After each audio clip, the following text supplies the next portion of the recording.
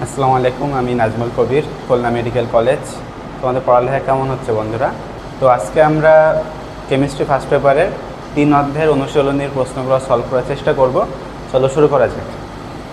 আচ্ছা, এই অধ্যায়টা অ্যাকচুয়ালি আমাদের পর্যায় সারণী নিয়ে পড়ালেখা টোটালি তোমাদের ক্লাসে আশা করি পড়িয়ে দেওয়া হয়েছে। তারপর আমি ছোট্ট করে একটু বলে দিই, সেটা হলো টোটালি 118টা মৌল আছে আমাদের, তার মধ্যে 18টা গ্রুপ এবং 7টা পর্যায়, তাই তো? তো এর মধ্যে এই যে প্রথম যে পর্যায়টা অর্থাৎ হাইড্রোজেন এবং হিলিয়াম নিয়ে, এটাকে বলা হয় অতিরস্য পর্যায়, ঠিক আছে? আচ্ছা, এরপরে 2 আর 3কে একসাথে বলা হয় রস্য পর্যায়। আচ্ছা, 4 আর 5কে একসাথে বলা হয় দীর্ঘ পর্যায়, আর 6-7কে বলা হয় অতি দীর্ঘ পর্যায়। অতি দীর্ঘ পর্যায়, অথবা আরেকটা নাম আছে বা রাক্ষসের পর্যায়।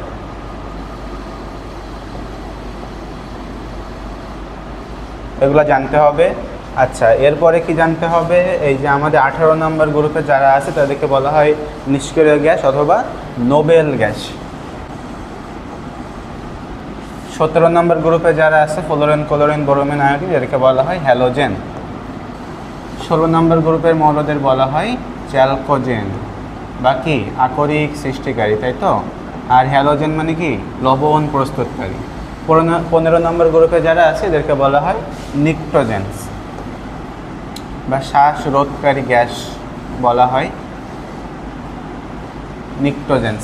ওকে, আচ্ছা, এটা গেল মোটামুটি।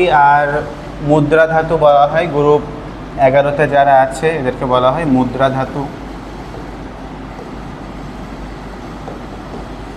ওকে, আর এই দেখো ল্যান্থানাইট এবং অ্যাক্টিনাইট আমাদের গ্রুপ 3তে অবস্থিত।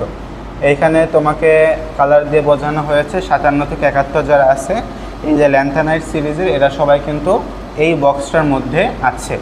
আর অ্যাক্টিনাইট যারা আছে 89 থেকে 103 পর্যন্ত, এরা সবাই এই বক্সের মধ্যে আছে। এখন এরা দুইটাই কি 3 নাম্বার গ্রুপের, তার মানে ল্যান্থানাইট অ্যাক্টিনাইট কিন্তু 3 নাম্বার গ্রুপের মধ্যেই আছে। তো ঠিক আছে, তাহলে ল্যান্থানাইট অ্যাক্টিনাইট দুইটাই কিন্তু 3 নাম্বার গ্রুপের মধ্যে আছে, এটা আমরা বুঝলাম। ওকে, আর ডিটেলস আমরা সামনে পড়ালেখা করব। আরেকটা বলে দিই, S block, P block, total আমাদের 4টা ব্লক আছে। এস ব্লক মানে কি? এস ব্লক মানে হলো আমাদের ইলেকট্রন বিন্যাস করার পরে শেষ ইলেকট্রনটা যদি এস কক্ষপথে যায় বা এস অরবিটালে যায়, সেটাকে আমরা বলবো এস ব্লকে মৌল। সেটা তো কয়টা আছে? 14টা। এখানে 6 দুগুণে 12, 13 এবং হিলিয়াম কিন্তু পি ব্লকে দেখানো হয়েছে, বাট ওটা কিন্তু এস ব্লকের মৌল, কারণ ওর শেষ ইলেকট্রন বিন্যাস হলো 1s2, সো শেষ ইলেকট্রনটা এস অরবিটালে গিয়েছে। পি ব্লকে আছে আমাদের 36টা মৌল। দেন ডি ব্লক মানে এটাতে আছে তোমার 41টা মৌল। অবশ্যই খেয়াল রাখতে হবে তোমার এই যে ল্যান্থানাম, অ্যাক্টিনিয়াম এবং থোরিয়াম, এই 3টাও কিন্তু এর অন্তর্ভুক্ত হবে, ঠিক আছে? সো টোটাল ডি ব্লক 41টা। আর বাকি এফ ব্লকে আছে 27টা মৌল, তবে ইনার ট্রানজিশন বা অন্ত অবস্থান্তর মৌল বললে কিন্তু আবার 28টি, ঠিক আছে? আচ্ছা, আর আরেকটা বিষয় হচ্ছে অবস্থান্তর মৌল, তারা হচ্ছে ডি ব্লকে অবস্থান করে। তো মোটামুটি এই হচ্ছে আমাদের মোটামুটি কথাবার্তা। এখন আমরা ডিটেলস সামনে প্রশ্ন সলভ করার সময় আরও বিস্তারিতভাবে আলোচনা করব ইনশাল্লাহ। তো চলো শুরু করা যাক আমাদের বেশ গুরুত্বপূর্ণ এবং বড় একটা অধ্যায়। তো প্রথম প্রশ্নটা কি আছে যে এস ব্লকের সংখ্যা কয়টি? তো এটা কিন্তু আমরা এমনি জানি, বুঝি, 14টা। পি ব্লকে আছে 36টা আর ডি ব্লকে আছে 41টা, যেটা একটু আগে আমরা বললাম। এবং এফ ব্লকে কয়টা আছে? 27টি মৌল। এরপরে প্রশ্নটা দেখো, যোজ্যতা স্তরে তোমার এইভাবে ইলেকট্রন বিন্যাসটা আছে NH2NP5, তাহলে ওই মৌলের অবস্থান, এটা কিন্তু তোমাদের আমি 2 অধ্যায় যখন সলভ করিয়েছিলাম তখনও আলোচনা করেছিলাম, আবারও বলে দিই। আচ্ছা, তাহলে দেখো আমাদের 3টা ভাবে হতে পারে ইলেকট্রন বিন্যাসটা। নাম্বার 1, মানে ইলেকট্রন বিন্যাস আমরা করে যদি শেষের ইলেকট্রনটা শুধু এস অরবিটালে যায়, অথবা আমরা ইলেকট্রন বিন্যাস করে যদি শেষে শুধুমাত্র এস অরবিটাল পাই, তাহলে সেই ক্ষেত্রে আমাদের গ্রুপ কি হবে? এস অরবিটাল হলে গ্রুপটা হবে মানে এস অরবিটালে যে কয়টা ইলেকট্রন আছে সে ততগুলা, ঠিক আছে। যেমন আমি যদি একটা উদাহরণ দিই, যেমন ধরো বলা যায় বেরিলিয়াম। হ্যাঁ, বেরিলিয়াম কত নাম্বার মৌল? 4 নাম্বার। তাহলে ইলেকট্রন বিন্যাস করো 1s2 2s2। দেখো শেষ ইলেকট্রন বা শেষ অরবিটাল কোনটা? 2s। তাহলে এই 2s এর যে কয়টা ইলেকট্রন থাকবে ওইটাই তার গ্রুপ। তাহলে এখানে গ্রুপ কত? 2। বেরিলিয়াম কত নাম্বার গ্রুপে আছে? 2 নাম্বার গ্রুপে আছে। নাম্বার 2 দেখো, যদি শেষ দুইটা অরবিটাল s এবং p হয়, অর্থাৎ s আর p যদি পাশাপাশি থাকে, s এবং p যদি পাশাপাশি থাকে, তখন আমাদের গ্রুপ বের করার নিয়ম কি? গ্রুপ বের করার নিয়ম হচ্ছে যে s অরবিটালে যতগুলো ইলেকট্রন থাকবে সেইটা প্লাস p অরবিটালে যতগুলো ইলেকট্রন থাকবে সেইটা যোগ করে দেবা, প্লাস এর সাথে আরও 10 অ্যাড করতে হবে। তাহলে এইটাই হয়ে যাবে আমাদের গ্রুপ সংখ্যা ওই মৌলটার, ঠিক আছে। ওকে, এখন আমরা একটা উদাহরণ দিলে ভালো বুঝতে পারবা। ধরো অ্যালুমিনিয়াম ইলেকট্রন বিন্যাস করো কত নাম্বার মৌল? 13। তাহলে 1s2 2s2 2p6 3s2 3p1। দেখো তো s আর p কিন্তু পাশাপাশি আছে, তাই না? শেষে তাহলে যোগ করতে হবে 2 আর 1 কত? 3। এর সাথে 10 যোগ করো, তাহলে 13। অ্যালুমিনিয়ামে গ্রুপ হচ্ছে কত? 13। 3 নাম্বার দেখো, যদি d আর s পাশাপাশি থাকে, d এবং s অরবিটাল যদি পাশাপাশি থাকে, সেক্ষেত্রে কিন্তু জাস্ট d আর s এর ইলেকট্রনগুলো যোগ করে দিলেই হয়ে যাবে। এক্ষেত্রে 10 যোগ না করলেও হবে। যেমন আমরা একটা উদাহরণ যদি দিতে চাই, যেমন ধরো স্ক্যান্ডিয়াম কত নাম্বার? 21 নাম্বার মৌল। তাহলে আমরা ইলেকট্রন বিন্যাস করি, সব করতেছে না। ধরো আর্গন পর্যন্ত আমরা এমনি জানি, আর্গন কত? 18 নাম্বার। তাহলে 18 পর্যন্ত এমনি আছে। দেন 4s2-তে যাবে, এরপরে 3d1, তাই তো? তা ভালোভাবে যদি আমরা সাজাই, তাহলে 3d1 4s2, তাহলে d এবং s অরবিটাল পাশাপাশি আছে। তো সেক্ষেত্রে আমাদের দেখো 2 আর 1 কত? 3। জাস্ট যোগ করে দিলেই হয়ে যাবে। তাহলে স্ক্যান্ডিয়াম গ্রুপ কত? 3। তাহলে এই হচ্ছে আমাদের বিষয়। তো এই ক্ষেত্রে আমাদের বলেছে দেখো NH2NP5, তার মানে s আর p পাশাপাশি আছে। তার মানে কী করতে হবে? 2 নাম্বার নিয়ম, 5 আর 2 যোগ করো 7, এর সাথে আরও 10 যোগ করতে হবে। তাহলে 7 আর 10 17। তাহলে এইটা হচ্ছে আমাদের অ্যান্সার, এই যে 17, এটা হচ্ছে ওর গ্রুপ। ওকে, Y39 মৌলটির পর্যায় সারণীতে অবস্থান কত? তাহলে আমাদের ইলেকট্রন বিন্যাস করতে হবে। তো দেখো 39, তাহলে আর্গন পর্যন্ত আমরা এমনি করলাম 18। দেন আমাদের যাবে 4s2 3d10, 3dর পরে 4p-তে যাই, তাহলে 4p6, তার মানে 36 হয়ে গেল। 5s-এ যাবে, তাহলে 5s2 আর 4d1, 36 আর 3 39।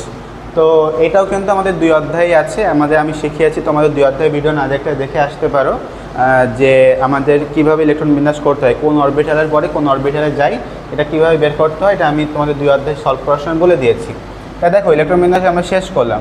শেষে দেখো আমাদের কিন্তু এখানে s এবং d অরবিটাল পাশাপাশি আছে। তাহলে কী করতে হবে তোমাদের মনে আছে কিনা? জাস্ট ওই দুইটা যোগ করে দিলেই হয়ে যাবে, তাই তো? তাহলে 2 আর 1 3। তাহলে গ্রুপ হবে কত? গ্রুপ হবে আমাদের এখানে 3। আর পর্যায় কত হবে? পর্যায়টা বোঝো কিনা? পর্যায় হচ্ছে আমাদের সবচেয়ে বড় বা শেষ ইলেকট্রনটা জি অরবিটালে যায় ইলেকট্রন বিন্যাস করার পরে। তাহলে এখানে সবচেয়ে বড় কোনটা আছে? 5। তাহলে আমাদের পর্যায় হবে 5।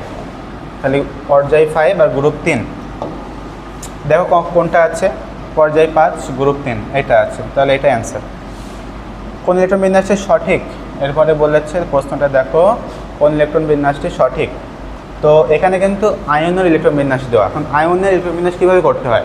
প্রথমে নর্মাল ইলেকট্রন বিন্যাস করে সাজিয়ে দেন লাস্টটা থেকে বাদ দিতে হয়। তাহলে আমরা এক এক করে করি। জিঙ্ক 2+-এর ক্ষেত্রে যদি আমরা করতে চাই, জিঙ্ক 2+-এর ক্ষেত্রে প্রথমে আমরা জিঙ্ক যদি করতে চাই, তাহলে আর্গন 18 পর্যন্ত হয়ে গেল। আচ্ছা, জিঙ্ক কত নাম্বার? 30। এরপরে কিসে যাবে? 4s2-তে যাবে, তারপরে 3d 20 আর 10, 3d10, তাই তো? এখন বলেছি ইলেকট্রন বিন্যাস যদি আয়নের করতে হয় তাহলে আগে সাজিয়ে নিতে হবে। তাহলে সাজিয়ে নিই, 3d10 4s2 হবে, তাহলে 4s2টা পরে নিয়ে যাব। তাহলে এইটা হচ্ছে আমাদের মোটামুটি ইলেকট্রন বিন্যাস হয়ে গেল জিঙ্কের। এবার 2+ যদি আমরা করতে চাই, জিঙ্ক 2+ মানে কি ইলেকট্রন সংখ্যা কমে যাওয়া। কোন জায়গা থেকে কমে যাবে? শেষ অরবিটাল থেকে। তাহলে কয়টা ইলেকট্রন কমে গেল? 2টা। তাহলে এই 4s যে 2টা ছিল এই 2টা নাই হয়ে যাবে, ঠিক আছে, বা চলে যাবে। তাহলে আর্গন ইন্টু 3d10, এইটাই হচ্ছে আমাদের ইলেকট্রন বিন্যাস। দেখি আছে কিনা, হ্যাঁ এখানে কিন্তু ঠিক আছে, আর্গন 3d10। তাহলে এটাই আমাদের অ্যান্সার। বাকিগুলো সেমভাবে করে দেখতে পারো, ওইগুলো আসলে হবে না। আচ্ছা, কোন শ্রেণীর মনে করি চ্যালকোজেন বলে আমি প্রথমে শিখিয়েছি, আমাদের গ্রুপ 16, এটাকে বলা হচ্ছে চ্যালকোজেন। 17কে বলি হ্যালোজেন, 15কে বলি নিকটোজেন। আচ্ছা, প্রথম পি ব্লক মৌল কোনটি? বোরন। হ্যাঁ, ওই যে পর্যায় সারণী সম্পর্কে ধারণা থাকতে হবে বলেছি, hydrogen, helium, lithium, beryllium, boron. Electron বিন্যাস করো 2p1, হ্যাঁ শেষেরটা হবে 2p1। তাহলে এটা আমাদের প্রথম 2p1 মানে প্রথম পি ব্লকের মৌল। আচ্ছা, এস ব্লক মৌল কোনটি? এস ব্লক মৌল হচ্ছে আমাদের ইলেকট্রন বিন্যাস করে শেষ ইলেকট্রনটা এস অরবিটালে থাকতে হবে। পটাশিয়াম কেন? 19 নম্বর মৌল। তাহলে আর্গন 18, আর তার সাথে কি 4s1। তাহলে দেখো শেষ ইলেকট্রনটা এস অরবিটালে গিয়েছে, তাহলে এই ক্ষেত্রে আমাদের পটাশিয়াম অ্যান্সার। বাকিগুলো করে দেখো, শেষ ইলেকট্রনটা ইসে যাবে না। ডি ব্লকের প্রথম মৌল কোনটা? স্ক্যান্ডিয়াম। এটাও করে দেখতে পারো, এটা হচ্ছে তোমার 4s2 মানে আর্গনের পরে 4s2 3d1। দেখো প্রথম ডি ব্লকের প্রথম মৌল তাহলে কোনটা? স্ক্যান্ডিয়াম। কোনগুলো অধাতু? দেখো এখানে অ্যাকচুয়ালি অধাতু লিখেছে, বাট আমাদের প্রশ্নটা একটু মিস্টেক আছে, অপধাতু হয়তো দিতে চেয়েছিল, বাট অধাতু হয়ে গেছে। তা আমরা জানি, আমাদের মনে রাখবা যে ধাতু আছে 94টা পুরো পর্যায় সারণীতে, অধাতু আছে ধাতু 94টার মধ্যে, যেটা এসপি ডিএফ সবগুলো ব্লকেই মোটামুটি আছে। এরপরে তোমার হচ্ছে যে পি অধাতু আছে 18টা, এটা শুধুমাত্র পি ব্লকে আছে। অপধাতু আছে 6টা, সেটাও শুধুমাত্র পি ব্লকেই আছে। তা অপধাতু আছে 6টা। কে আমরা একটা সূত্র ইউজ করতে পারি অপধাতুর জন্য, কিন্তু হ্যাঁ এটা হচ্ছে আমি অপধাতুর জন্য দিচ্ছি। জি বিচে সাবধানে আসতেছি, জি বিচে সাবধানে আসতেছি। তাহলে কি আসবে দেখো, জি মানে হচ্ছে জার্মেনিয়াম, বিচে মানে বোরন, সাবধানে মানে স্টেবিয়াম, এরপরে হচ্ছে আস মানে হচ্ছে এএস আর্সেনিক, তে মানে টিই টেলুরিয়াম, আর সি মানে হচ্ছে এসআই সিলিকন। তাহলে এইগুলো সব হচ্ছে অপধাতু। তাহলে দেখো এখানে বলছে কোনগুলো অধাতু। তো অধাতুর মধ্যে দেখো এইটাই আমাদের অ্যান্সার হবে, কারণ এগুলো এখানে আছে। সোডিয়াম তো ধাতু, তাহলে এটা হবে না। দেন ম্যাগনেশিয়ামও ধাতু, হবে না। আবার এখানে নিয়ন তো কি, নিয়ন হচ্ছে নিষ্ক্রিয় গ্যাস, সো ওটা আমাদের অ্যান্সার হবে না। তাহলে আমাদের এই প্রথমটাই হচ্ছে অ্যান্সার। ওকে, এরপরে আসো কোনটি মৃৎক্ষার ধাতু। মনে রাখবা গ্রুপ 2 এর মৌলগুলোকে বলা হয় মৃৎক্ষার ধাতু, আর গ্রুপ 1 এর মৌলগুলোকে কি বলা হয়? ক্ষার ধাতু বলা হয়। সো গ্রুপ 2 এর মৌলগুলোকে মৃৎক্ষার, এবং 2 এর কারা আছে এগুলো কিন্তু পড়তে হবে খুব সুন্দর করে। তো বিরিয়ানি, মোগলাই, কাবাব সরিয়ে বাটিতে রাখো, এই সূত্রতে পড়তে পারো। বেরিলিয়াম, ম্যাগনেসিয়াম, ক্যালসিয়াম, সরিয়ে মানে কি স্ট্রনশিয়াম, দেন হচ্ছে বেরিয়াম এবং রেডিয়াম, তাই তো? তাহলে এখানে কোনটা আছে? স্ট্রনশিয়াম আছে, তো এটা আমাদের অ্যান্সার হবে। আচ্ছা, এরপরে আসো আমাদের বিরল মৃত্তিকা ধাতু কোন গ্রুপে অবস্থিত। সো বিরল মৃত্তিকা ধাতু মানে কি? Lanthanide series. ল্যান্থানাইট মৌলগুলো আমি বলেছি গ্রুপ 3-তে অবস্থিত, প্রথমেই কিন্তু আমি এসব কথা বলে দিয়েছি। এফ ব্লক মৌল সংখ্যাটা 27টা বলেছি, আর ইনার ট্রানজিশন বললে 28টি। কোন গ্রুপের মৌলগুলো তীব্র জারক? এখন জারক মানে কি? নিজের কি হয়, বা জারকের নিজের কি হয়? বিজারণ হয়। তার মানে কি? বিজারণ মানে কি? ইলেকট্রন গ্রহণ করা। তা গ্রহণ কারা করে? গ্রুপ 17 মৌলগুলো অথবা 16, তার মানে পর্যায় সারণীর ডান দিকে যারা থাকে। তো অর্থাৎ এখানে অ্যান্সার হবে গ্রুপ 17। 17তে কে আছে? একটা উদাহরণ দিই, ক্লোরিন আছে। তাহলে ক্লোরিন কী করে? ইলেকট্রন গ্রহণ করে অষ্টক পূরণ করে, অর্থাৎ Cl- আয়নে কনভার্ট হয়ে যায়, তাই তো? তাহলে দেখো কি হলো, এই বিক্রিয়াটা কি বলতেছি আমরা? বিজারণ বিক্রিয়া, কারণ ইলেকট্রনে গ্রহণ হয়েছে। আর বিজারণ বিক্রিয়া কাদের হয়? মানে যাদের হয় তাদেরকে কি বলি আমরা? জারক বলি। তীব্র জারক হচ্ছে 17। তার মানে তোমরা সামনে পড়াবো, আমাদের পজিশনে বাম থেকে ডানে গেলে জারণ ক্ষমতা কিন্তু বাড়ে আর বিজারণ ক্ষমতা কমে, কারণ গ্রুপ 1, 2 এই মৌলগুলো হচ্ছে বিজারক। কেন? কারণ ইলেকট্রন ছেড়ে দিয়ে জারণ বিক্রিয়া হয়। যেমন আমি যদি বলি সোডিয়াম কিন্তু অষ্টক পূরণের জন্য ইলেকট্রন ছেড়ে দিয়ে Na+ কনভার্ট হয়। তাহলে এই যে ইলেকট্রন ছেড়ে দিল মানে ইলেকট্রনের ছাড়ন মানে কি বিক্রিয়া? জারণ বিক্রিয়া। তাই যার জারণ হচ্ছে সে নিজে কি? বিজারক। তাহলে গ্রুপ 1, 2 এগুলো সব, অর্থাৎ পর্যায় সারণীর বাম দিকে যারা থাকবে তারা হচ্ছে বিজারক। তাহলে পর্যায় সারণীর বাম থেকে ডানে দিয়ে গেলে বিজারণ ক্ষমতা হ্রাস পাবে আর জারণ ক্ষমতা বৃদ্ধি পাবে। আচ্ছা, এরপরে আমাদের আছে কোন মৌলের অষ্টক সম্প্রসারণ ঘটাতে পারে। তা মনে রাখবা আমাদের অষ্টক সম্প্রসারণ মাত্র কয়েকটা মৌলেরই হয়। এটা কোন কোন মৌলের হয় খেয়াল করো। সিলিকন, ফসফরাস, আর্সেনিক এবং স্ট্রিবিয়াম, এই 4টা মৌলের অষ্টক সম্প্রসারণ হয়। আর অষ্টক সংকোচন হয় কার জানো? অষ্টক সংকোচন হয় অ্যালুমিনিয়ামের। ঠিক আছে, অ্যালুমিনিয়াম। তাহলে অ্যালুমিনিয়াম যেখানেই পাবো তার অষ্টক সম্প্রসারণ হবে না। তো দেখো এখানে অ্যালুমিনিয়াম আছে, তার মানে এটা বাদ, এটাও বাদ, এটাও বাদ। এটা অ্যান্সার হবে SiP, এই যে Si এবং P। আচ্ছা, কোন যৌগটি আর্দ্র বিশ্লেষিত হয়? তো আর্দ্র বিশ্লেষিত হয় SiCl4, এটা মনে রাখতে হবে। কীভাবে SiCl4? দেখো আর্দ্র বিশ্লেষণ মানে পানির সাথে বিক্রিয়া। তাহলে এটা পানির সাথে বিক্রিয়া করে কি তৈরি করে? Silicic acid, SiOH4। এটাকে বলা হয় silicic acid plus HCl, hydrochloric acid তৈরি করে। তাহলে দেখো আর্দ্র বিশ্লেষণ হয়েছে, তাহলে আমরা বলবো SiCl4 আর্দ্র বিশ্লেষিত হতে পারে। আচ্ছা, NS1 যোজ্যতার মৌল পানিসহ বিক্রিয়া কোনটা উৎপন্ন করে? দেখো শেষ ইলেকট্রনটা s অরবিটালে গিয়েছে এবং একটা ইলেকট্রন, তার মানে এটা বুঝতে পারতেছি আমরা মানে গ্রুপ 1 এর মৌলকে বোঝাচ্ছে। ঠিক আছে, অবশ্যই S ব্লকের এবং গ্রুপ 1 এর মৌল। এখন গ্রুপ 1 এর মধ্যে একটু আগে আমি বলে আসলাম কি? ক্ষার ধাতু। গ্রুপ 2 হচ্ছে মৃৎ ক্ষার ধাতু। তাহলে এরা অবশ্যই কি উৎপন্ন করবে? ক্ষার, নট ক্ষারক। ঠিক আছে, ওকে। এরপরে দেখো দৈত্যাকার অণু গঠন করে কোনটি? মনে রাখবে দৈত্যাকার অণু গঠন করে আমাদের এই যে সিলিকন অক্সাইড তো হবেই, এর সাথে সিলিকন কার্বাইড, দেন হিরোক আর হচ্ছে DNA, এই 4টা হচ্ছে আমাদের দৈত্যাকার অণু গঠন করে। ওকে, কোন যৌগটি সম্ভব নয়? দেখো যৌগ কীভাবে তৈরি হয়? একজনের যোজনী আরেকজনকে দিয়ে। তাহলে এখানে আমরা এক এক করে দেখি। অ্যালুমিনিয়াম যোজনী কত? 3, সেটা দিল একে। নাইট্রোজেন যোজনী কত হতে পারে? 3, 1 আর 3 হতে পারে। নাইট্রোজেনের যোজনী 1 আর 3 হতে পারে, সেটা দিল একে। 3 3 কাটাকাটি হয়ে কিন্তু মানে 1 1 হয়ে যায়, তাহলে এটা ঠিক আছে। এরপরে এটা হবে না, অ্যাকচুয়ালি এটাই আমাদের অ্যান্সার হবে সম্ভব নয় বললে, কারণ নাইট্রোজেন যোজনী 5 হতে পারে না। 1 আর 3, নাইট্রোজেন যোজনী কত? 1 এবং 3। আচ্ছা, ক্যালসিয়ামের দেখো 2 যোজনী, সেটা দিয়ে দিল নাইট্রোজেনকে। নাইট্রোজেন 3 দিয়ে দিল ক্যালসিয়ামকে, এটা ঠিক আছে। আর P এর 5 সেটা দিয়ে দিল। P এর কিন্তু আবার 3 আর 5 হতে পারে। ঠিক আছে, ক্লোরিনের 1 সেটা দিয়ে দিল, তাহলে ঠিক আছে। এটাই আমাদের ভুল আছে, সো এটা অ্যান্সার। কোন নিষ্ক্রিয় গ্যাসটি P ব্লকের নয়? হিলিয়াম। কেন? হিলিয়ামের ইলেকট্রন বিন্যাস হচ্ছে 1s2। দেখো এটা তাহলে S ব্লকের মৌল অবশ্যই, কারণ শেষ ইলেকট্রনটা S অরবিটালে গিয়েছে।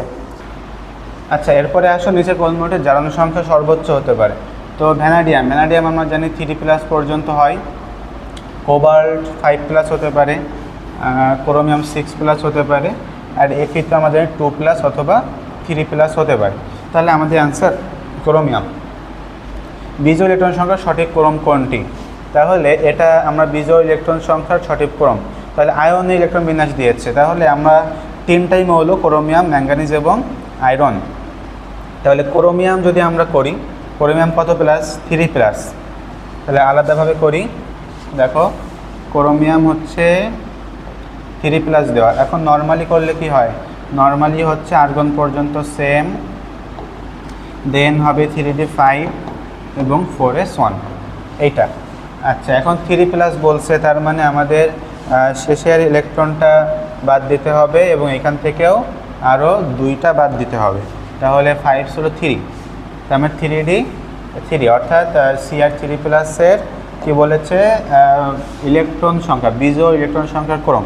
তাহলে আমাদের এই ক্ষেত্রে বিজোড় ইলেকট্রন কয়টা আছে? 3টা। কয়টা? 3টা আছে। ওকে, এখন আসো ম্যাঙ্গানিজের ক্ষেত্রে Mn কত ছিল? 2+ ছিল, Mn2+ ম্যাঙ্গানিজ, তাহলে আর্গন পর্যন্ত সেম থাকবে। দেন আমরা হচ্ছে পড়ব 4s 4s পরে যাবে আর কি 4s2 আর 4s2 এবং 3d 5, তাই তো, যেহেতু 25। ওকে, 2+ বলেছে, তার মানে এটা বাদ দিতে হবে। তাহলে এখানে বিজুয়াল ইলেকট্রন কয়টা আছে? এখানে বিজুয়াল ইলেকট্রন আছে 5টা। দেখো 3d কত? 5।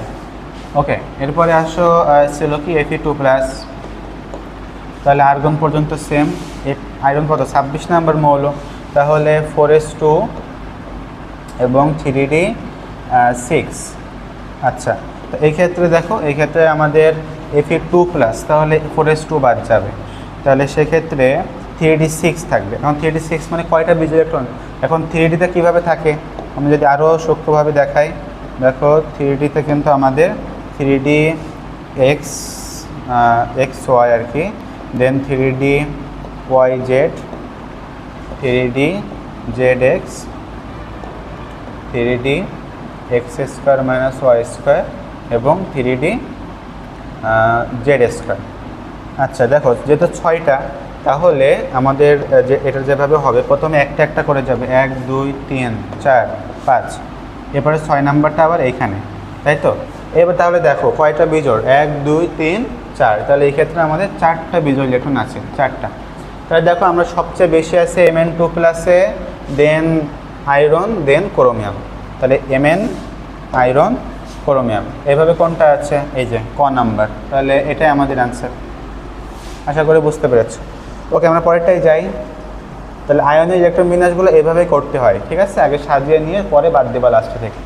Ni2+ আয়নের বিজোড় ইলেকট্রন কয়টা আছে? তো এটা কয়টা আছে? Ni2+, nickel. আবারও আমাদের করতে হবে। তাহলে নিকেলেরটা যদি আমরা করি 28 নাম্বার, তাহলে আর্গন পর্যন্ত সেম 18, এরপরে 18 আর 2 20, মানে 4s2 হবে, দেন হচ্ছে 3d 8, কারণ হচ্ছে 28 নম্বর মৌল। যেহেতু Ni2+ বলেছে, তাহলে আমাদের এখান থেকে 4s2টা বাদ যাবে। তাহলে 3d 8 বলেছে বিজোড় ইলেকট্রন। এখন 3d অরবিটালে তোমার 5টা অরবিটাল আগে বিজোড় অবস্থায় থাকে, তাহলে 3d প্রথমে একটা একটা করে যাবে, ঠিক আছে? আমিও সব আঁকতেছি না। ধরো 3d এভাবে 5টা অরবিটাল, তো 1 2 3 4 5, দেন 6 7 8। তাহলে দেখো তো এখানে কয়টা বিজোড় থাকতেছে? একটা, দুইটা বিজোড়, তাহলে অ্যান্সার 2টি হবে। pH4+ আয়নে কতটি ইলেকট্রন বিদ্যমান? তা আমরা জানি প্রোটন যে কয়টা, ইলেকট্রন সেই কয়টা। তাহলে আর প্লাস থাকলে একটা কমে যাবে। তাহলে ফসফরাস 15 নাম্বার, 15টা, আর 4টা 19টা। এখন প্লাস আছে, তার মানে একটা কমে যাবে, তার মানে 18, ঠিক আছে? ওকে, কোনটি প্যারাম্যাগনেটিক? তা তোমরা জানো কি না যে আমাদের, দেখো আমি দেখাই তোমাদেরকে, খেয়াল করো। এখানে এই যে আমাদের তোমার গ্রুপ 1 আর গ্রুপ 2, এইগুলাকে বলা হয়, এগুলা হচ্ছে তোমার ডায়াম্যাগনেটিক, ঠিক আছে? এর গ্রুপ 1 গ্রুপ 2 ডায়াম্যাগনেটিক। এছাড়াও আরও 4টা আছে তোমার ডায়াম্যাগনেটিক। কীভাবে মনে রাখা যায়?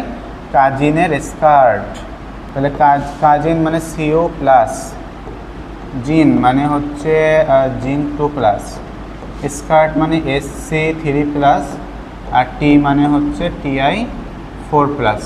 তো দেখো 1+, 2+, 3+, 4+, এইভাবে আছে। সিরিয়ালটা মনে রাখতে হবে। কাজিনের স্কার্ট, এটা পড়লে আশা করি আর ভুল হবে না। তাহলে এটা সবাই কি ডায়াম্যাগনেটিক, গ্রুপ 1 2 এবং এই 4টা।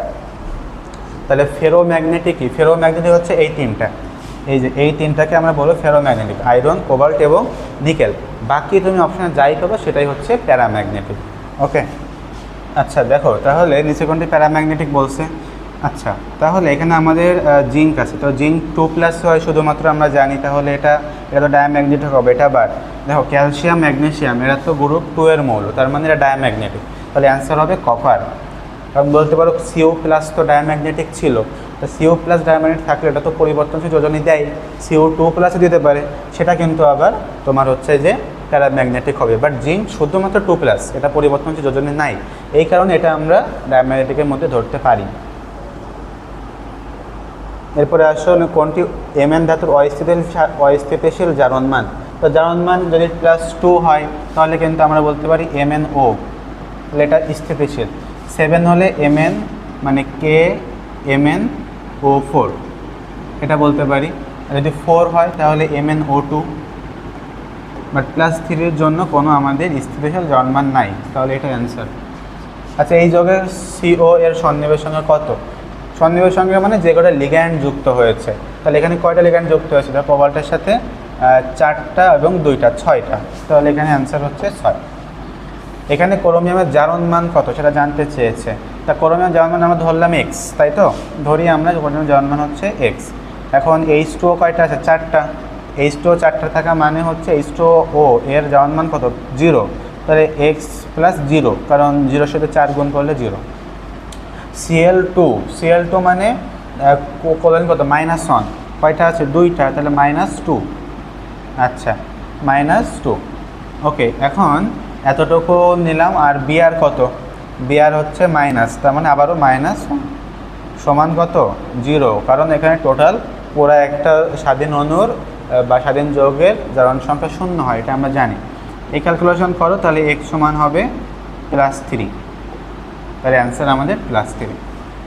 আচ্ছা, এই যৌগে বলেছে কপার এবং NH3 এর মধ্যে কোন ধরনের বন্ধন বিদ্যমান? তাহলে দেখো, কপার আর NH3 এদের মধ্যে কিন্তু অবশ্যই সন্নিবেশ বন্ধন বিদ্যমান, ঠিক আছে? লিগ্যান্ডের সাথে মানে কেন্দ্রীয় মৌলটা সন্নিবেশ বন্ধনে আবদ্ধ থাকে, এটা আমরা জানি। ওকে, এরপরে আসো, আয়নের কেন্দ্রীয় পরমাণুর কী ধরনের সংকরণ ঘটে এই আয়নের। তো আমাদের কিন্তু বইতে একটা বক্স আছে, দেখো আমি তোমাদের বক্সটা একটু পড়িয়ে দিই। এই বক্সটা কিন্তু খুবই ইম্পর্ট্যান্ট, তো আমি একটু পড়িয়ে দিই, মনে রাখবো। সন্নিবেশ সংখ্যাটা জাস্ট আমাদের জানতে হবে। তো এর জন্য একটা টেকনিক তোমরা মনে রাখবে, সেটা হলো মানে +1 যদি থাকে মাথায়, তাহলে সন্নিবেশ সংখ্যা হবে 2, +2 থাকলে হবে 4 সন্নিবেশ সংখ্যা, এবং +3 থাকলে হবে 6। এতটুকু একটু মুখস্থ করো। +1 থাকলে 2, +2 থাকলে 4, +3 থাকলে 6, কি সন্নিবেশ সংখ্যা। আচ্ছা, এখন আসো, দেখো তো এইখানে কি আছে? মাথায় কত আছে? প্লাস আছে, যোগ দেখার দরকারই নাই, মাথায় প্লাস আছে, তার মানে সন্নিবেশ সংখ্যা কত? 2। এরপরেরটাও দেখো মাইনাস, তার মানে অ্যাকচুয়ালি +1 আমি লিখেছিলাম, +1 মানে +1 -1 বললেই হচ্ছে। এটাও দেখো কত? 2। আচ্ছা, এরপরে দেখো 2 - 2 প্লাস 3টাই কি? 2 2, তাহলে সন্নিবেশ সংখ্যা কত হবে? 4 4 4। ওকে, আর এরপরে আছে 3 প্লাস 4 মাইনাস 3 মাইনাস 3 মাইনাস, তার মানে 3 4 যাই থাকুক না কেন, 3 4 যাই থাকুক না কেন, আমাদের এক্ষেত্রে কী হবে?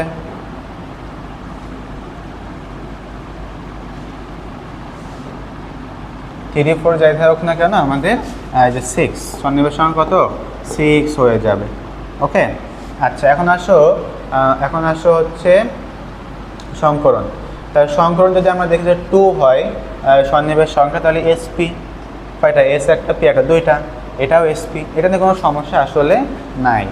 এখন আসো সমস্যা বাদে এই যে 4 নাম্বারে, দেখো কোনোটা আছে SP3, কোনোটা আছে SP2D, কোনোটা আছে SP2D, তাহলে এই যে ভ্যারিয়েশন, এটা কী কারণ মনে রাখবা। দেখো তো SP3 আর SP2D এর মধ্যে জটিল কোনটা একটু জটিল মনে হচ্ছে? SP2D, কারণ এখানে তোমার SPD 3টা অরবিটাল, এখানে মাত্র 2টা, এটাই জটিল। তাহলে মনে রাখবা, জটিল যৌগ যদি হয় তাহলেই হবে SP2D, খেয়াল রাখতে হবে। তাহলে এখন জটিল যৌগ বুঝবো কীভাবে? জটিল যৌগ বোঝার উপায় হচ্ছে, মনে রাখবা কৌশল হলো থার্ড ব্র্যাকেটের মধ্যে ফার্স্ট ব্র্যাকেট থাকবে। থার্ড ব্র্যাকেটের মধ্যে যদি ফার্স্ট ব্র্যাকেট থাকে সেটা জটিল যৌগ, না হলে জটিল যৌগ না। তো দেখো তো এই যৌগের কি থার্ড ব্র্যাকেট আছে, বাট এর মধ্যে কি ফার্স্ট ব্র্যাকেট আছে? না, তো এটা জটিল যৌগ না। মানে আমরা বোঝার সুবিধাতে কৌশল বলতেছি, জটিল যৌগ যেহেতু না, তাহলে SP3 সংকরণ। আর এরা দেখো অবশ্যই জটিল যৌগ, কারণ থার্ড ব্র্যাকেটের মধ্যে ফার্স্ট ব্র্যাকেট আছে, তাই এটা SP2 সংকরণ, SP2D সংকরণ হয়ে যাবে। আচ্ছা, অনুরূপভাবে এরপরেরটা আসো 6 6 6 যেগুলা, তা দেখো এখানেও D2SP3, এখানে দেখো D2SP3 আছে, D2SP3 আছে, আবারও D2SP3 আছে, এবং SP3D2 আছে। তাহলে এই যে তোমার ভিন্নতা, এই তিনটা একই রকম, এটা আবার অন্যরকম। তাহলে এইটা কি? তা নর্মালি তো আমাদের SPD এভাবে আসে, আগে যদি তোমার হচ্ছে D চলে আসে, তাহলে কি এটা একটা জটিল অবস্থা না? তাহলে যেগুলো জটিল যৌগ সেগুলোতে তোমার D2sp3 হবে। তো যেহেতু এটা জটিল যৌগ না, তাহলে কিন্তু এখানে sp3D2 হবে। তো এই বক্সটা আশা করি বোঝাইতে পেরেছি আমি। সুন্দর করে পড়তে হবে। প্রশ্ন যদি আমরা চলে আসি, আমাদের প্রশ্নটা ছিল FeCN6 4-, তাহলে এখানে কোন ধরনের সংকরণ ঘটে? যেহেতু 4 আছে তার মানে 6 হবে, তা 6 হলে আবার কি জটিল যৌগ, তাহলে D2sp3 হবে, যেটা আমি শেখালাম যে D2sp3। কোন আয়নটি রঙিন যৌগ গঠন করে? আমরা জানি অবস্থান্তর মৌলসমূহ রঙিন যৌগ গঠন করে। অবস্থান্তর মৌল হওয়ার শর্ত দুইটা, একটা হলো তোমার কি হতে হবে, শেষ ইলেকট্রনটা ডি অরবিটালে যাইতে হবে, এবং ওদের যে আয়ন করব আমরা, আয়নে তোমার হচ্ছে যে বিজোড় মানে আয়নের তোমার থাকতে হবে যে আংশিক পূর্ণ থাকতে হবে, অরবিটাল সমূহ আংশিক পূর্ণ থাকতে হবে। তো সেটা মানে কি একমাত্র নিকেল। ঠিক আছে, নিকেল একটু বিন্যাস করে দেখতে পারো, তোমার লাস্ট আমি আগেও করেছি 3D8 4s2, তাহলে 4s2টা বাদ চলে যাবে, 3D8। দেখো আয়নের করলে তোমার 3D8 মানে আংশিক পূর্ণ আছে অরবিটালটা, আর এগুলো কোনোটাই হয় না। কোনটি রঙিন যৌগ গঠন করে? তো দেখো COCl2 কোবাল্ট। আচ্ছা, এরপরে প্রশ্ন হচ্ছে আমাদের নিচের কোনটির ক্ষেত্রে ডি অরবিটালের অস্তিত্ব বিদ্যমান? তো ডি অরবিটাল মানে হচ্ছে আমাদের এটা কি হবে, স্ক্যান্ডিয়াম। ইলেকট্রোবিন্যাস করলে আমরা বুঝতে পারবো। আচ্ছা দেখো, এখানে আমাদের বলছে কোন আয়নের এখন সবচেয়ে ছোট হবে। ওকে, এই ক্ষেত্রে তুমি আমাদের একটু ফাজানের নীতিটা বুঝে আসতে হবে, মানে যদি এটার ক্ষেত্রে লাগবে না, তারপরও আমি ফাজানের নীতি এখনই একটু শিখিয়ে আসতেছি। এটার ক্ষেত্রে অ্যাপ্লাই আছে আমাদের অল্প একটু। ওকে, দেখো ফাজানের নীতি। দেখো ফাজানের নীতি হচ্ছে আমাদের যেটা মনে রাখতে হবে, একটা সূত্র মাথায় রাখবে, সেটা হলো ক্যাটা মামা ছোট, অ্যানা মামা বড়। ক্যাটা মামা ছোট, অ্যানা মামা বড়। ঠিক আছে, এখন ক্যাটা মানে কি ক্যাটায়ন, অ্যানা মানে অ্যানায়ন। তাহলে ক্যাটা মামা ছোট, অ্যানা মামা বড়। তাহলে ক্যাটা, এটা মনে রাখা সহজ। দেখো ক্যাটা মানে কি ক্যাট মানে কি বিড়াল, বিড়াল তো ছোট হয়। আর অ্যানা কি একটা মেয়ের নাম হতে পারে, তার মানে কি একটা মানুষ তো বড় হয়, সেইভাবে আমরা মনে রাখতে পারি। তো ক্যাটা মামা ছোট, অ্যানা মামা বড়। তাহলে কি হবে যদি মানে এই সূত্রটা খাটে যে ক্যাটায়ন ছোট অথবা আর অ্যানায়ন বড়, এই সূত্রটা যদি খাটে তাহলে কি বেশি হবে, ওই যৌগের কি বেশি হবে? সমযোজী ধর্ম বেশি হবে এবং পোলার আয়ন বেশি হবে। সমযোজী ধর্ম এবং পোলার আয়ন বেশি হবে। ঠিক আছে, আচ্ছা, আর তাহলে এখন আমরা সমযোজী যৌগের বৈশিষ্ট্য জানি যে গলনাঙ্ক স্ফুটনাঙ্ক কি কম, তাহলে অবশ্যই কম হবে কি গলনাঙ্ক আর স্ফুটনাঙ্ক, এটা হবে কম। বুঝতে পেরেছি? এই শর্ত যদি খাটে, এই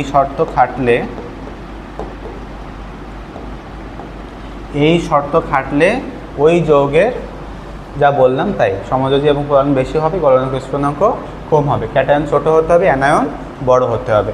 আচ্ছা, আমি উদাহরণ দিই তাহলে বিষয়টা ক্লিয়ার হবে। ধরো NaCl, তারপরে MgCl2, AlCl3, তিনটা যৌগ আছে।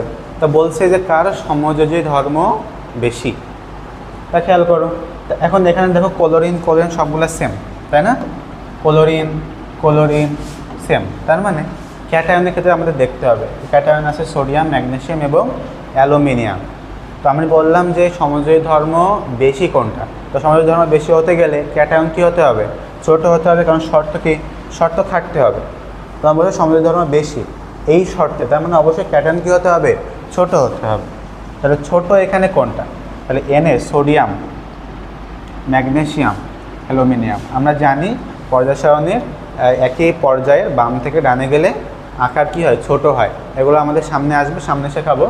তা এক্ষেত্রে আমাদের সবচেয়ে ছোটো কোনটা, অ্যালুমিনিয়াম। তাহলে অ্যালুমিনিয়াম ক্লোরাইড যেটা আছে এইটার সমযোজী ধর্ম সবচেয়ে বেশি। তাহলে আমাদের সমীকরণটা বা সম্পর্কটা হবে এমন। ঠিক আছে, তোমাকে যদি বলে যে গলনাঙ্ক কম কার, তাহলেও একই। যদি বলে এই তিনটার মধ্যে গলনাঙ্ক বেশি কার, তখন কিন্তু উল্টা হয়ে যাবে। তুমি স্বাভাবিকভাবে আগে করে ফেলবা, ওই শর্ত অনুযায়ী করে দেন তারপরে ক্যালকুলেশন। যদি গলনাঙ্ক বেশি কোনটা, তাহলে নর্মালি আমরা শর্ত যদি খাটে তাহলে কি হয়, তাহলে কিন্তু শর্ত খাটলে গলনাঙ্ক কম হয়।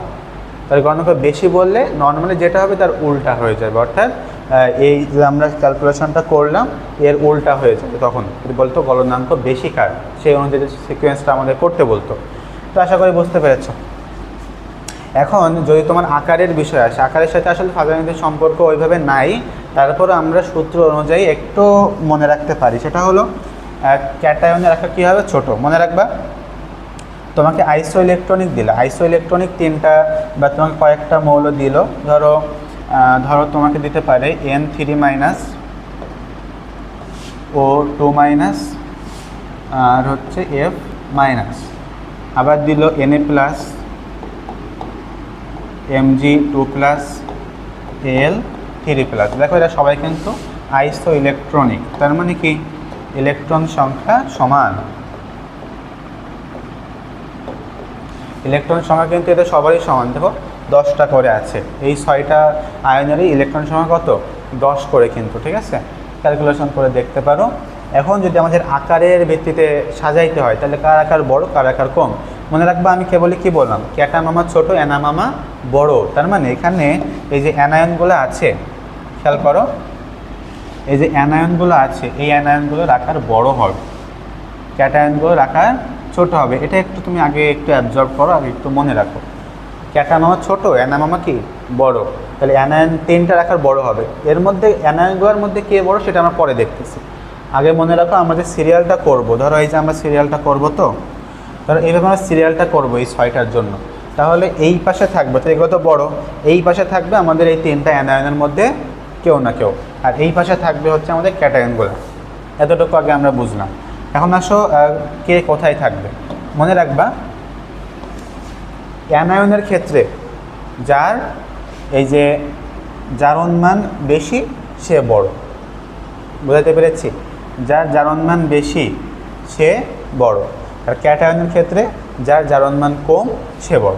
তাহলে এইখানে দেখো N3- তার মানে এর জারণ সবচেয়ে বেশি, তাহলে N3-, এটা সবচেয়ে আকার বড়।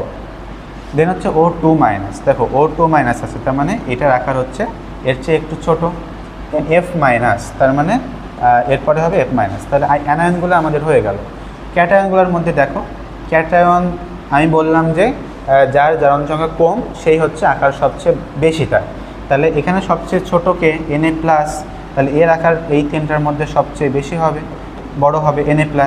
দেন ম্যাগনেসিয়াম 2+, আর সবার শেষে হলো অ্যালুমিনিয়াম 3+। তাহলে উল্টা ঘটনা, অ্যানায়নের ক্ষেত্রে জারণ সংখ্যা বেশি হলে আকার বড়, ক্যাটায়নের ক্ষেত্রে জারণ সংখ্যা কম হলে আকার বড়। তাহলে এটা আশা করি তোমরা বুঝতে পেরেছ। এখন আসো এখানে আমাদের যে প্রশ্নটা দিয়েছে যে নিচের কোন আয়নের আকার সবচেয়ে ছোট হবে।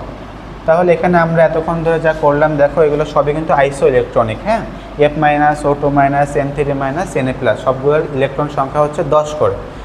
এখন এর মধ্যে সবচেয়ে ছোট বলেছে, তাহলে আমরা যে সিকোয়েন্সটা করলাম এখানে সবচেয়ে ছোট কোনটা, সোডিয়াম। তাহলে এখানে আমাদের অ্যান্সার হবে Na+।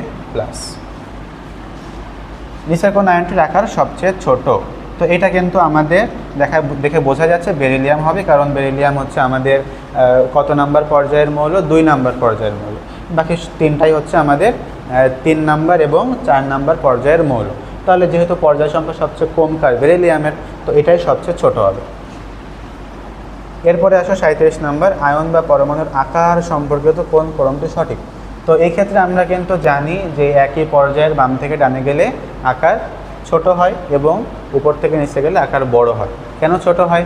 কারণ কেন্দ্রের সাথে আমাদের কক্ষপথের যে ইলেকট্রন তার আকর্ষণ ক্ষমতা বাড়তে থাকে, যত ইলেকট্রন বাড়বে তত আকর্ষণ ক্ষমতা বাড়বে, কেন্দ্রের দিকে টানবে। কেন্দ্রের দিকে টানলে কি হবে, আকারটা ছোট হয়ে যাবে। আচ্ছা, তো এই ক্ষেত্রে আমরা যদি দেখতে চাই অ্যালুমিনিয়াম, ম্যাগনেসিয়াম, সোডিয়াম 3টা হচ্ছে একই পর্যায়ে আছে, তাহলে বাম থেকে ডানে গেলে আকার ছোট হয়, কিন্তু অ্যালুমিনিয়াম সবচেয়ে বড় দিয়েছে, তার মানে এটা উল্টা আছে, এটা আমাদের অ্যান্সার হবে না। সোডিয়াম, নিয়ন, ফ্লোরিন। সোডিয়াম হচ্ছে 3 নাম্বার পর্যায়ের, নিয়ন আমাদের 2 নাম্বার পর্যায়ের, ফ্লোরিন হচ্ছে 2 নাম্বার পর্যায়ে। তাহলে সোডিয়াম সবচেয়ে বড় কারণ এর পর্যায় সংখ্যা বেশি, ঠিক আছে। এখন ফ্লোরিন 9 নাম্বার আর নিয়ন হলো 10 নাম্বার। তাহলে নিয়নের আকার তো ছোটো হওয়ার কথা, কারণ এটা পর্যায় সারণী ডান দিকে আছে, তাহলে এখানেও ভুল দেওয়া, তো অ্যান্সার আমাদের এটা হবে না। Al3+, Mg2+, এবং Na+, তো এটাও কিন্তু ভুল আছে, কারণ সোডিয়াম প্লাস মানে কি আমি বলেছি ক্যাটায়নের ক্ষেত্রে জারণ সংখ্যা কম থাকলে তার আকার বড় হয়, কিন্তু এক্ষেত্রে উল্টা মান, সো এটাও ভুল আছে। তাহলে এইটা আমাদের সঠিক অ্যান্সার, Na+, Mg2+, Al3+, এটাই ঠিক আছে। দ্বিতীয় পর্যায়ের মৌলের পরমাণুর ক্ষেত্রে কোনটির পারমাণবিক ব্যাসার্ধ সবচেয়ে বড়? একই কথা, দ্বিতীয় পর্যায়ে বলেছে, তাহলে অবশ্যই পর্যায় সারণী বাম দিকে যারা থাকবে তাদের আকার বড় হবে। তো এখানে দেখো বাম দিকে বলতে এখানে 2s2 2p3, তার মানে এই ক্ষেত্রে আমাদের কত নাম্বার গ্রুপ? এটা এস আর পি পাশাপাশি আছে, তার মানে 3 আর 2 5 আর 10 যোগ করতে 15 নাম্বার গ্রুপ। এখানে এসটি পাশাপাশি আছে 2 আর 1 3 যোগ 10 13 নাম্বার গ্রুপ। এই ক্ষেত্রে 2s2, তার মানে গ্রুপ হচ্ছে 2, 2s1, তার মানে গ্রুপ হচ্ছে 1। তাই দেখো তো সবচেয়ে বাম দিকে আছে কোন গ্রুপের মৌলটা? এটা আছে 1 নাম্বার গ্রুপে, তাহলে এর আকার সবচেয়ে বড়। 39টা কি বলছে? কোনটির আকার সবচেয়ে ছোট? দেখো অক্সিজেন হচ্ছে 2 নাম্বার পর্যায়, নাইট্রোজেনও 2 নাম্বার, কার্বনও 2 নাম্বার, লিথিয়ামও হচ্ছে আমাদের 2 নাম্বার পর্যায়ের মৌল। অক্সিজেন কত? 8 নাম্বার, দেন নাইট্রোজেন হচ্ছে 7 নাম্বার, কার্বন 6 নাম্বার এবং লিথিয়াম 3 নাম্বার মৌল। তাহলে ডান দিকে যে থাকবে সেই সবচেয়ে ছোট হবে। ডান দিকে কে আছে? অক্সিজেনের আকার সবচেয়ে ছোট। 40টা কি বলেছে? দুটি মৌল এ এবং বি, এদের পারমাণবিক ব্যাসার্ধ যথাক্রমে দেওয়া আছে ARA এবং RB, এবং সমযোজী বন্ধন দূরত্ব দেওয়া আছে DAB। তাহলে কোনটি সঠিক হবে? তো আমরা জানি সমযোজী ব্যাসার্ধ মানে হচ্ছে যে পারমাণবিক ব্যাসার্ধ দ্বয়ের যোগফল, সো অ্যান্সার এটাই হবে, একদম ডিরেক্টলি তোমাকে সূত্রটা দেওয়াই আছে। এরপরেরটা দেখো, জাস্ট এখানে যে সূত্র ওইটা অ্যাপ্লাই করলে আমাদের অ্যান্সারটা বের হয়ে যাবে। পারমাণবিক ব্যাসার্ধ দুটো দেওয়া আছে 37 পিকোমিটার এবং 99 পিকোমিটার। বলছে সমযোজী যৌগের বন্ধন দূরত্ব কত? যোগ করলে 136 হয়, সো এটাই আমাদের অ্যান্সার। 40 দাগে বলেছে পর্যায় সারণীর একই পর্যায়ে বাম থেকে ডান দিকের মৌলগুলোর ক্ষেত্রে কোন তত্ত্বটি সঠিক? ওকে, বাম থেকে ডানে গেলে আমরা একটা সূত্র জাস্ট মাথায় রাখবা, সেটা হলো আধা বিক্ষেপ। দেখো এইগুলো আসলে কি? মানে হচ্ছে আকার, দিয়ে হলো ধাতব ধর্ম, আচ্ছা বি মানে হলো বিজারণ ক্ষমতা, বি দিয়ে হলো বিজারণ ক্ষমতা, আর ক্ষেপ মানে হলো অক্সাইড সমূহের ক্ষারকীয় ধর্ম। এই যে আমি 4টা বৈশিষ্ট্য লিখলাম, এই 4টা বৈশিষ্ট্যই বাম থেকে ডানে গেলে হ্রাস পায়, এটা মনে রাখবা। বাম থেকে ডানে গেলে হ্রাস পায়, বাম থেকে ডানে হ্রাস, এই 4টাই ঠিক আছে। আকার, ধাতব ধর্ম, বিজারণ ক্ষমতা এবং অক্সাইড সমূহের ক্ষারকীয় ধর্ম। তাহলে বাকি যত বৈশিষ্ট্য আছে সব বৈশিষ্ট্যই বাম থেকে ডানে কী হবে? বৃদ্ধি পাবে। আয়নীকরণ শক্তি বলো, ইলেকট্রন আসক্তি বলো, তড়িৎ ঋণাত্মকতা বলো, হ্যাঁ যতগুলো বৈশিষ্ট্য আছে সবগুলো হচ্ছে বাম থেকে ডানে বৃদ্ধি পাবে। তাহলে দেখো এখানে বলেছে যে বাম থেকে ডানের দিকে মৌলগুলির ক্ষেত্রে কোন তত্ত্বটি সঠিক? তাহলে আয়নীকরণ শক্তি বাম থেকে ডানে গেলে কি হয়? বৃদ্ধি পায়, তাহলে তো এটাই আমাদের সঠিক। তড়িৎ ঋণাত্মকতা অপরিবর্তিত থাকে, ভুল আছে, কারণ বৃদ্ধি পায় আমরা জানি। ইলেকট্রন শক্তি হ্রাস পায় না, বৃদ্ধি পায় হবে। পরমাণুর আকার বাড়তে থাকে না, হ্রাস পায়, দেখলাম আকার হ্রাস পায়। সো আমাদের প্রথমটা আমাদের অ্যান্সার হবে। ওকে, এরপরে 43 দাগ দেখো, ইলেকট্রন ত্যাগ করে ধনাত্মক আয়নে পরিণত হতে যে শক্তির প্রয়োজন, আয়নীকরণ শক্তি, এটা মনে রাখতে হবে। আর মনে রাখবে আয়নীকরণ শক্তি হচ্ছে একটা, যেহেতু শক্তির প্রয়োজন হয় তার মানে এটা একটা তাপহারী বিক্রিয়া, ঠিক আছে। আর ইলেকট্রন আসক্তি যেটা সেটা কিন্তু তাপোৎপাদী বিক্রিয়া। ওকে, তৃতীয় পর্যায়ের প্রথম 4টি মৌলের কোন ধর্মটি ক্রমাগত বৃদ্ধি পায়? মৌলের গলনাঙ্ক। দেখো আমাদের যেগুলো আছে পারমাণবিক ব্যাসার্ধ কী হয়? হ্রাস পায়, সো এটাতে অ্যান্সার হবেই না। আয়নীকরণ শক্তি শুধু প্রথম 4টা না, বরং বাম থেকে ডান পর্যন্ত একদম শেষ পর্যন্ত বৃদ্ধি পায়। হ্যাঁ, আর ধাতব ধর্ম বাম থেকে ডানে গেলে হ্রাস পায়। সো আমাদের অ্যান্সার হবে মৌলের গলনাঙ্ক, কারণ প্রথম 4টা পর্যন্ত বৃদ্ধি পায়, দেন কিন্তু আবার হ্রাস পায়। ফসফরাসের কিন্তু আমাদের 44, ঠিক আছে, হঠাৎ করে কমে যায়, দেন তারপর আস্তে আস্তে আবার বাড়তে থাকে। সো এটা একটু ব্যতিক্রম। কোনটা আয়নীকরণ শক্তি বেশি? তাহলে অবশ্যই বাম থেকে ডানে গেলে বাড়বে, উপর থেকে নিচে গেলে কমবে। কার্বন 6 নাম্বার, নাইট্রোজেন হচ্ছে 7 নাম্বার, অক্সিজেন হলো 8 নাম্বার গ্রুপের মৌল। আর ফসফরাস কত? 15। তাহলে এটা হচ্ছে আমাদের 15 নাম্বার গ্রুপ, মানে 3 নাম্বার পর্যায়ে। তাহলে এটা তো এমনি বাদ, কারণ নিচের গ্রুপে চলে গেছে, উপর থেকে নিচে তো হ্রাস পায়। বলেছে কার বেশি, তাহলে বাম থেকে ডানে গেলে বাড়বে। আচ্ছা, হওয়ার কথা কিন্তু আমাদের অক্সিজেন, বাট কিন্তু এক্ষেত্রে আমাদের এটা 7 হবে। কিন্তু আমাদের কিন্তু ব্যতিক্রম আছে, আয়নীকরণ শক্তি কিন্তু ব্যতিক্রম আছে 4টা। কী কী আছে দেখো, একটা হচ্ছে এই যে নো বেব, তোমরা সবাই পড়েছো, এই যে NO, দেন হচ্ছে আমাদের BE, বেশি হচ্ছে বোরন থেকে। তাহলে 2টা বললাম, আরও 2টা কিন্তু আছে, একটা হলো MgAl, হ্যাঁ, এটা একটা ব্যতিক্রম। আর একটা আছে, আচ্ছা ডিসপ্লেতে একটু সমস্যা হয়েছিল, তাহলে আমি 4টার মধ্যে 3টা দেখাইছিলাম। আর একটা হচ্ছে তোমার এই যে ফসফরাস বেশি সালফার থেকে। ওকে, ফসফরাস বেশি সালফার থেকে। সো এই যে আমাদের 4টা, ঠিক আছে, নো বেব আর MgAl থেকে বেশি, ফসফরাস বেশি সালফার থেকে। তাহলে এই হচ্ছে আমাদের 4টা ব্যতিক্রম। তাহলে কিন্তু আমাদের এখানে অ্যান্সার হবে কে?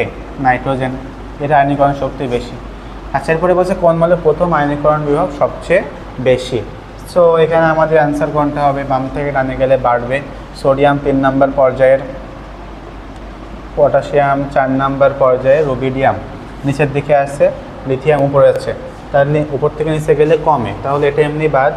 আর উপরে গেলে বাড়ে, তো মানে লিথিয়াম অ্যান্সার, ঠিক আছে। উপরের দিকে যারা থাকবে তারা হচ্ছে তোমার বেশি আয়নীকরণ বিভব তাদের। হ্যাঁ, আয়নীকরণ শক্তির সঠিক ক্রম মনে রাখবা 1 2 3। প্রথম আয়নীকরণ শক্তির মান সবচেয়ে বেশি, তারপরে আস্তে আস্তে কমতে থাকে।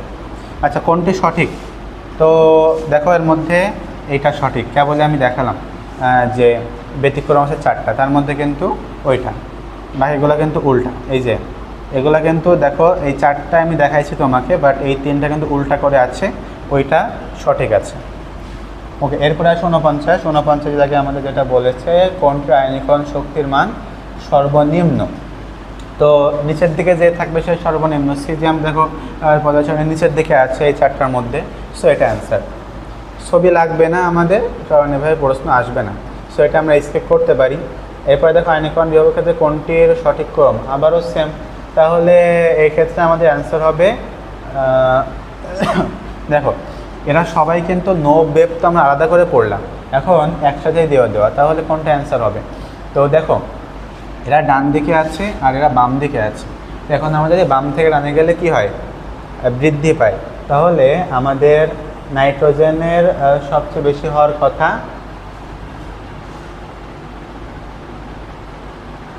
তাহলে এইটা অ্যান্সার হওয়ার কথা। হ্যাঁ, কারণ হচ্ছে আমাদের এখানে তোমার হচ্ছে যে নো বেব, দেখো নো বেব তো এতটুকু ঠিক আছে যে নো বেব মানে নাইট্রোজেন বেশি অক্সিজেন কম আর বেরিলিয়াম বেশি বোরন কম, এতটুকু ঠিক আছে। এখন কোনটা কোন সাইডে হবে? যেহেতু বাম থেকে ডানে গেলে বৃদ্ধি পায়, এখন বেরিলিয়াম বোরন তো পজিশনে বাম দিকে আছে, তাহলে অবশ্যই ওদের কম আয়নীকরণ। নাইট্রোজেন অক্সিজেন তো ডান দিকে আছে, তাহলে ওদের বেশি, তাহলে এই দুইটার বেশি আর এই দুইটা কম। আচ্ছা, আশা করি বুঝতে পেরেছ। এখন আসলে হ্যালোজেন সমূহের ইলেকট্রন আসক্তির সঠিক ক্রম কোনটা। তো আমরা জানি হ্যালোজেন মানে কিন্তু গ্রুপ 17-এর মৌল, সেক্ষেত্রে আমাদের ফ্লোরিন, ব্রোমিন, আয়োডিন। কিন্তু ইলেকট্রন আসক্তির ক্ষেত্রে একটু ব্যতিক্রম হবে, ক্লোরিনটা আগে আসবে, ফ্লোরিনটা পরে যাবে। 2টা গ্রুপে ব্যতিক্রম আছে, তার মধ্যে এটা একটা। তাহলে ক্লোরিন, ব্রোমিন, আয়োডিন, তাহলে এটাই আমাদের অ্যান্সার হবে। আর আছে গ্রুপ 16-তেও ব্যতিক্রম আছে। হ্যাঁ, তো নর্মালি কিন্তু আমরা জানি গ্রুপ 16-এর মৌলগুলোর ক্রম হচ্ছে ওসি সিলো টেলিফোনে, এভাবে আমরা পড়তে পারি। তাহলে ওসি সিলো টেলিফোনে, তাহলে এইভাবে আমাদের সিরিয়াল। বাট এর মধ্যে প্রথম যেটা অক্সিজেন, এইটা কিন্তু চলে যাবে সবার লাস্টে, তাহলে অক্সিজেনটা চলে যাবে সবার লাস্টে। আচ্ছা, এখন আসো 53, কোনটি ইলেকট্রন শক্তির মান সর্বনিম্ন? তো বাম থেকে ডানে গেলে বাড়বে, ওপর থেকে নিচে গেলে কমবে।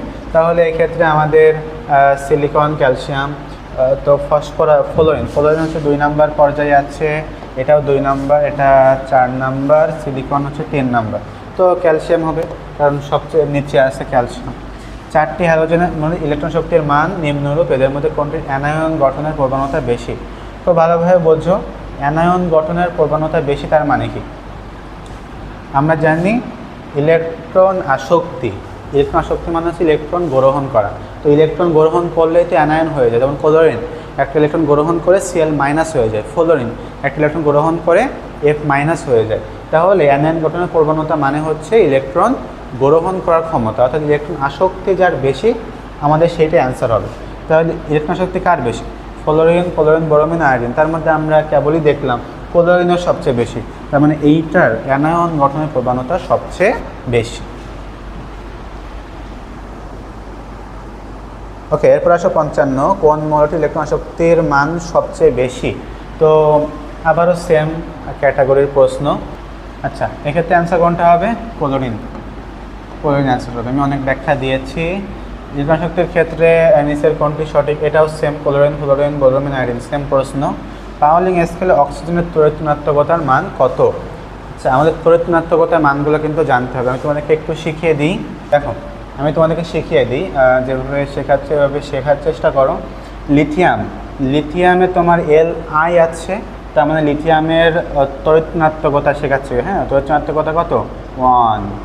আচ্ছা, এরপরে আমরা 0.5 করে বাড়াবো, তাহলে বেরিলিয়ামে কত হবে? 1.5। আচ্ছা, দেন বোরনের কত হবে? বোরনের হবে 122, তাই তো? 0.5 করে বাড়াবো। কার্বনের 2.5, তারপরে নাইট্রোজেনের 3, তারপরে অক্সিজেনের 3.5, আর ফ্লোরিনের সর্বোচ্চ আমরা জানি 4.0 বা 4। হয়ে গেল, খুবই সহজ। এখন এর নিচে আসো, 3 নাম্বার পর্যায়টা আসো। যেহেতু এখানে 1 নিলাম এবং এইটা হচ্ছে 3 নাম্বার পর্যায়টা 2 নাম্বার পর্যায়ের নিচে আছে, তাহলে এখান থেকে আমরা শুরু করব 0.9 থেকে, এবং ওইখানে 0.5 করে বাড়াচ্ছিলাম, কিন্তু এই পর্যায়টা যেহেতু ওর নিচে আছে, তার মানে 0.3 করে বাড়াবো, একটু কম। তাহলে 0.9-এর সাথে 0.3 অ্যাড করলে কত হয়? 1.2। তাহলে ম্যাগনেসিয়ামের হচ্ছে 1.2। এরপরে অ্যালুমিনিয়াম কত? 1.5, 0.3 অ্যাড করলাম। দেন সিলিকনের হচ্ছে 1.8, আমরা 0.3 অ্যাড করলাম। ফসফরাসের 2.1, 0.3 অ্যাড করলাম। এখন সালফার এস মানে কি জানো? এস মানে হচ্ছে স্টপ হয়ে যাইতে হবে। এখন আর 0.3 বাড়াইলে হবে না, ও বলতেছে আমাকে 0.4 বাড়াও। তাহলে 0.4 বাড়াইলে হবে 2.5। 2.1-এর সাথে 0.4 বাড়াইলে হয় 2.5। আচ্ছা, এইবার ক্লোরিন বলতেছে ওকে তুমি 0.4 বাড়াইছো, তাহলে আমাকে 0.5 বাড়াও। তাহলে 2.5-এর সাথে 0.5 দিলে হবে 3.0। তো আশা করি বুঝতে পেরেছ। এখন আসো ব্রোমিন। ক্লোরিন আছে 3.0, ওর নিচে আছে ব্রোমিন, তাই 2.8। ঠিক আছে, আশা করি বুঝতে পারছো। তোমরা কি হ্যারি পটারের নাম শুনেছো? হ্যারি পটার কি একটা মুভি বা একটা হচ্ছে তোমার ছোটোকালে আমাদের জনপ্রিয় একটা মানে উপন্যাস হ্যারি পটার। তো একটা চরিত্র আর কি, সহজ কথায় আমার খুবই প্রিয়। হ্যারি পটারকে আমরা সংক্ষেপে HP লিখি না, HP। তাহলে HP মনে রাখবা। দেখো পি এর কত দেখে আসলাম, 2.1, তাহলে হাইড্রোজেনেরও হবে 2.1। আচ্ছা, আরেকটা জিনিস মনে রাখবা, পুলিশের কি হয়? পুলিশের কিন্তু SI হয়, তাই না? SI, এটা জাস্ট মনে রাখবো, যেটা শব্দ। সালফারে কত দেখলাম আমরা? সালফারে দেখলাম 2.5, তাহলে আয়োডিনেরও হবে 2.5। তাহলে এই যেগুলো শেখাই দিলাম, এগুলা সুন্দর করে মনে রাখবা। তড়িৎ ঋণাত্মকতা এর বাইরে ইনশাল্লাহ আশা করি আর লাগবে না। ঠিক আছে, এখন আমাদের এখানে কি বলেছে দেখি। পাউলিং স্কেলে অক্সিজেনের তড়িৎ ঋণাত্মকতার মান কত? তো 3.5, এটা কিন্তু আমরা কেবলই দেখে আসি। আচ্ছা, এরপরে আসো তড়িৎ ঋণাত্মকতার ক্ষেত্রে সঠিক ক্রম কোনটি? তো তড়িৎ ঋণাত্মকতা আমরা জানি বাম থেকে ডানে গেলে কি হয়? বৃদ্ধি পায়। তাহলে আমাদের অ্যান্সার হবে এইটা, কারণ সিলিকন 14 নাম্বার, এটা 16 নাম্বার, সালফার ক্লোরিন 17 নাম্বার। তাহলে দেখো আস্তে আস্তে বাম থেকে ডানে যাচ্ছে, তার মানে তড়িৎ ঋণাত্মকতার মান বাড়তেছে। ওকে, 59 দাগে আসো। 59 দাগে বলতেছে আমাদের এ আর বি দুইটা মৌলের তড়িৎ নেটওয়ার্ক দেওয়া আছে, এদের সমন্বয়ে গঠিত যৌগটি কেমন হবে? তো পার্থক্য কত? 2.1 2.5, পার্থক্য হচ্ছে 0.4, তাই তো? এখন তোমরা জানো 0.5-এর নিচে যদি পার্থক্য হয় সেটা কিন্তু সমযোজী যৌগ হয়, সেই ক্ষেত্রে আমাদের অ্যান্সার সমযোজী। কোনটি অম্লীয় অক্সাইড আর অম্লীয় হাইড্রোক্সাইড যৌগ গঠন করে? তার মানে অম্লীয় অক্সাইডও করে, অম্লীয় হাইড্রোক্সাইডও করে। এটার অ্যান্সার কিন্তু সালফার, বুঝছো? তা অম্লীয় অক্সাইড মানে কি? ধরো SO2। আমরা জানি অধাতুর অক্সাইডকে বলা হয় অম্লীয় অক্সাইড, ঠিক আছে? ধাতুর অক্সাইডকে বলা হয় ক্ষারীয় অক্সাইড। তো এই ক্ষেত্রে আমাদের দেখো সোডিয়াম ম্যাগনেসিয়াম ধাতু, তাহলে ওই দুটা তো এমনি বাদ, কারণ ওটা ক্ষারীয় অক্সাইড তৈরি করবে। আর ফ্লোরিন হচ্ছে একটা অধাতু, ঠিক আছে, বাট এই কিন্তু অম্লীয় অক্সাইড তৈরি করলেও অম্লীয় হাইড্রোক্সাইড তৈরি করতে পারে না, একমাত্র পারে কে? সালফার। তাহলে সালফার করলো অম্লীয় অক্সাইড, হাইড্রোক্সাইড কীভাবে করবে? পানির সাথে আমরা বিক্রিয়া করে দিব। দেখো পানির সাথে যদি আমরা বিক্রিয়া করি তাহলে কি তৈরি হয়?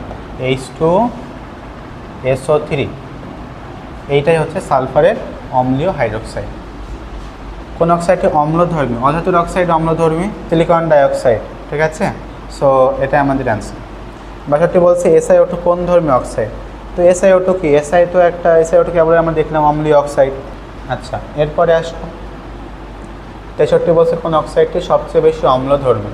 আচ্ছা, এই যে অম্লধর্মী উভধর্মী এগুলো কিন্তু আমাদের জন্য ইম্পর্টেন্ট, এর জন্য আমি তোমাদেরকে একসাথে নোট করে যদি একটু দেখাই, এই যে আমাদের সুপ্রিম বুকেও সুন্দর করে দেওয়া আছে। তো দেখো আমাদের এইখান থেকে যদি আমরা পড়ি, প্রথমে আছে উভধর্মী অক্সাইড, হ্যাঁ, এই যে এগুলো আছে, এগুলো হচ্ছে আমাদের উভধর্মী অক্সাইড। জান এলে এটা এভাবে মনে রাখতে পারো, সোনা পাবোই পাবো, হ্যাঁ, জান এলে সোনা পাবোই পাবো, কিন্তু জান আর আসলো না, কি হলো? জান বেরিয়ে গেল। তাহলে কি হলো? বেরিয়ে গেল। ওকে, দেখো তাহলে জান মানে কি?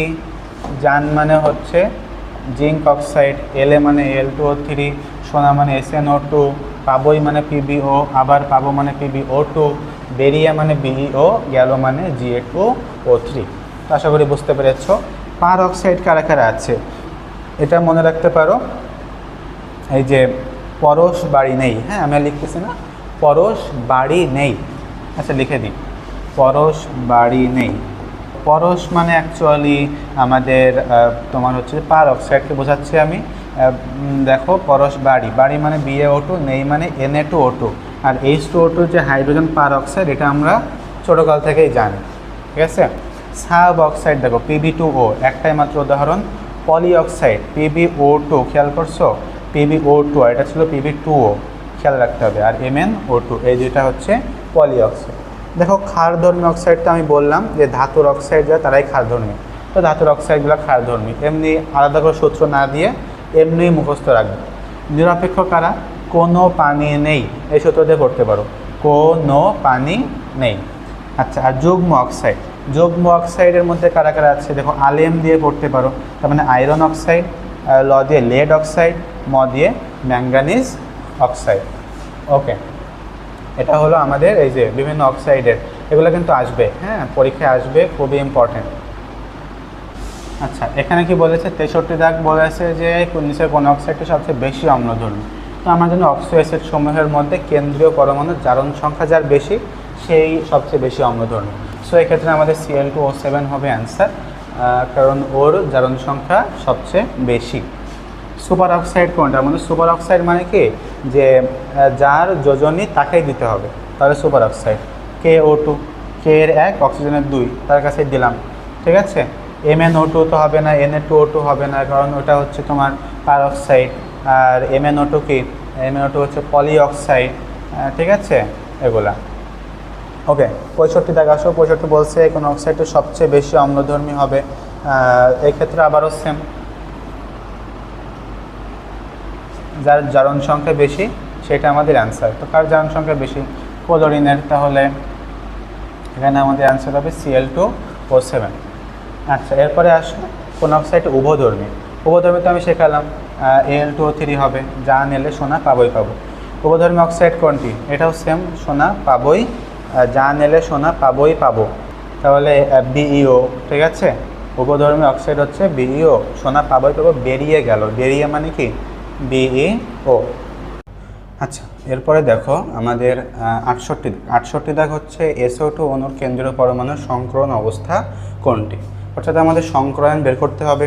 তো সংকরায়ন বের করার জন্য কিন্তু আমাদের একটা সূত্র আছে, এই সূত্রটা ইউজ করব, কারণ আমাদের সামনে কিন্তু এরকম বেশ কিছু অঙ্ক বা সংকরণ বের করার প্রশ্ন আমাদের সামনে আসবে। তো সূত্রটা হচ্ছে x সমান half into V plus X minus C plus A. ঠিক আছে, ওকে। তোমরা এখানে এক্স না দিয়ে এইচ দিতে পারো, তোমাদের ইচ্ছা, এটা কোনো বিষয় না, যে কোনো একটা দিলেই হয়। ধরো আমি এইচই দিই, তাহলে পরমাণুর সংকরণ অবস্থা এটা। এখানে ভি মানে কি? ভি মানে হলো আমাদের, ভি মানে হচ্ছে যে যত স্তরের ইলেকট্রন সংখ্যা। আচ্ছা, এক্স মানে কি? এক্স মানে হলো একযোজী পরমাণুর সংখ্যা। আচ্ছা, সি মানে কি? সি মানে আমরা বুঝি ক্যাটায়নের চার্জ। এ মানে কি? এ মানে হলো অ্যানায়নের চার্জ।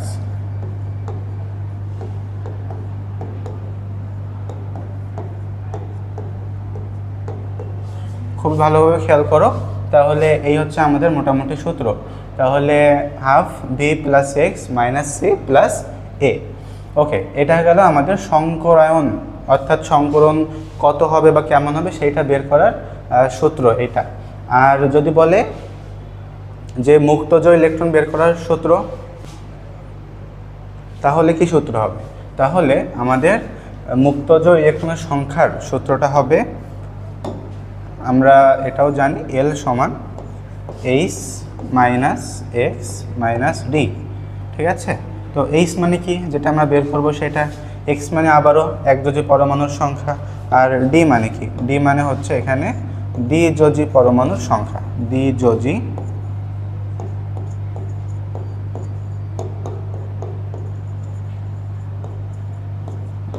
পরমাণুর সংখ্যা।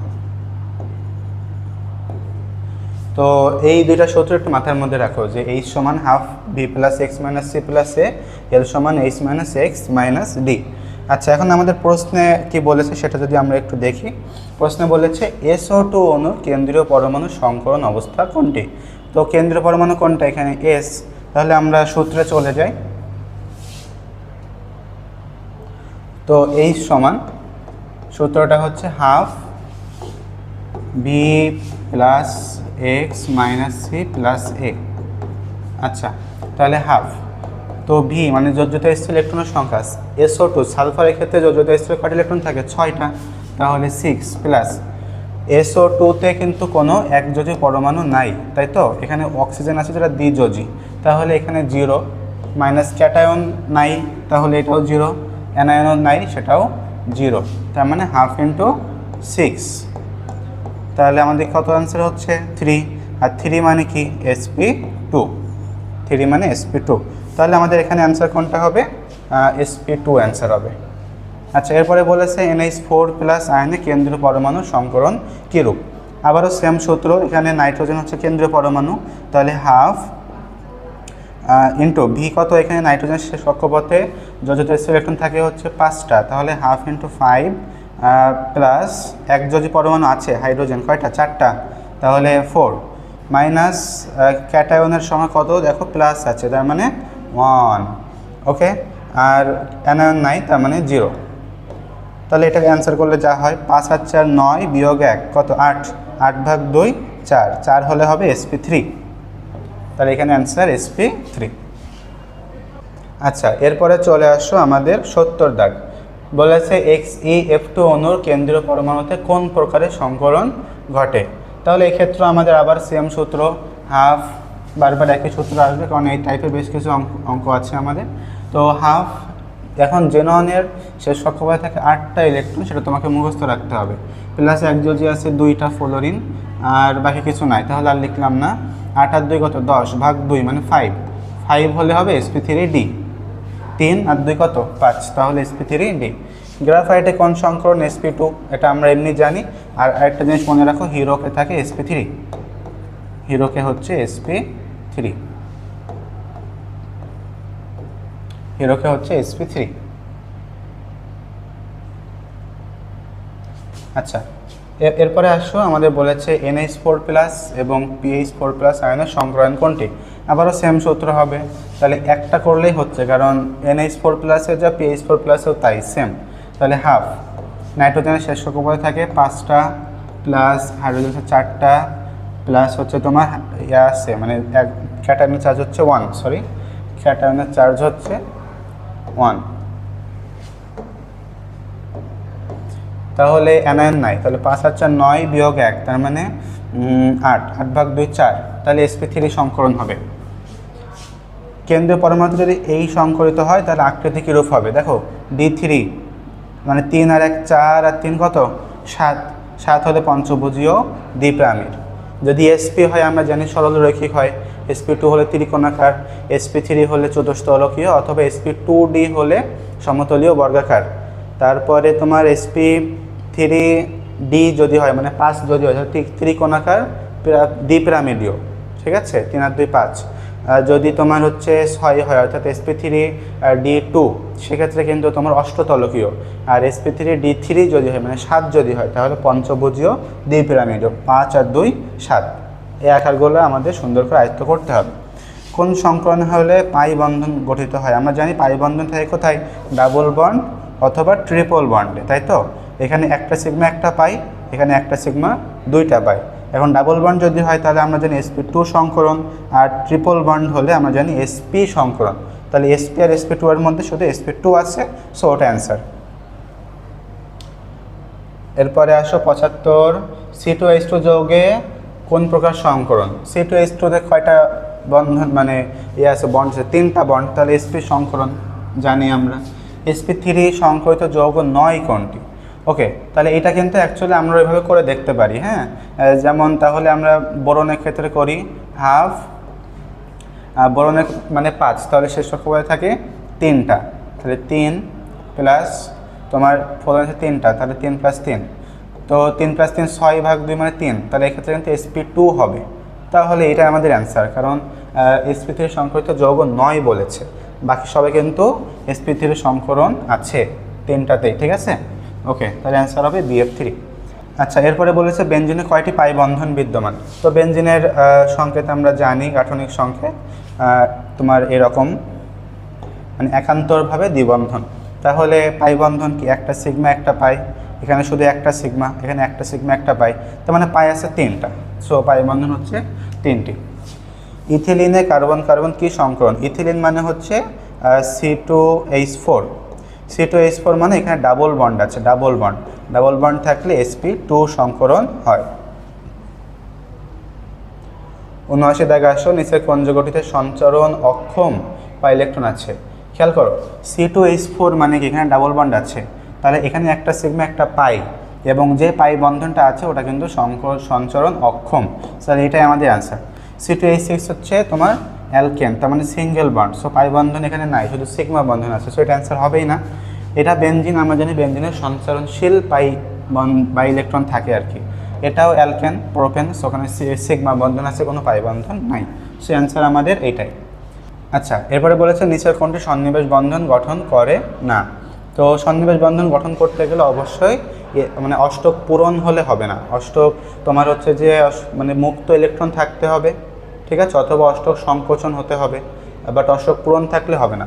H2O-তে আমরা জানি এক জোড়া তোমার হচ্ছে যে মুক্ত ইলেকট্রন থাকে, সো এটা অবশ্যই সন্নিবেশ বন্ধন গঠন করবে।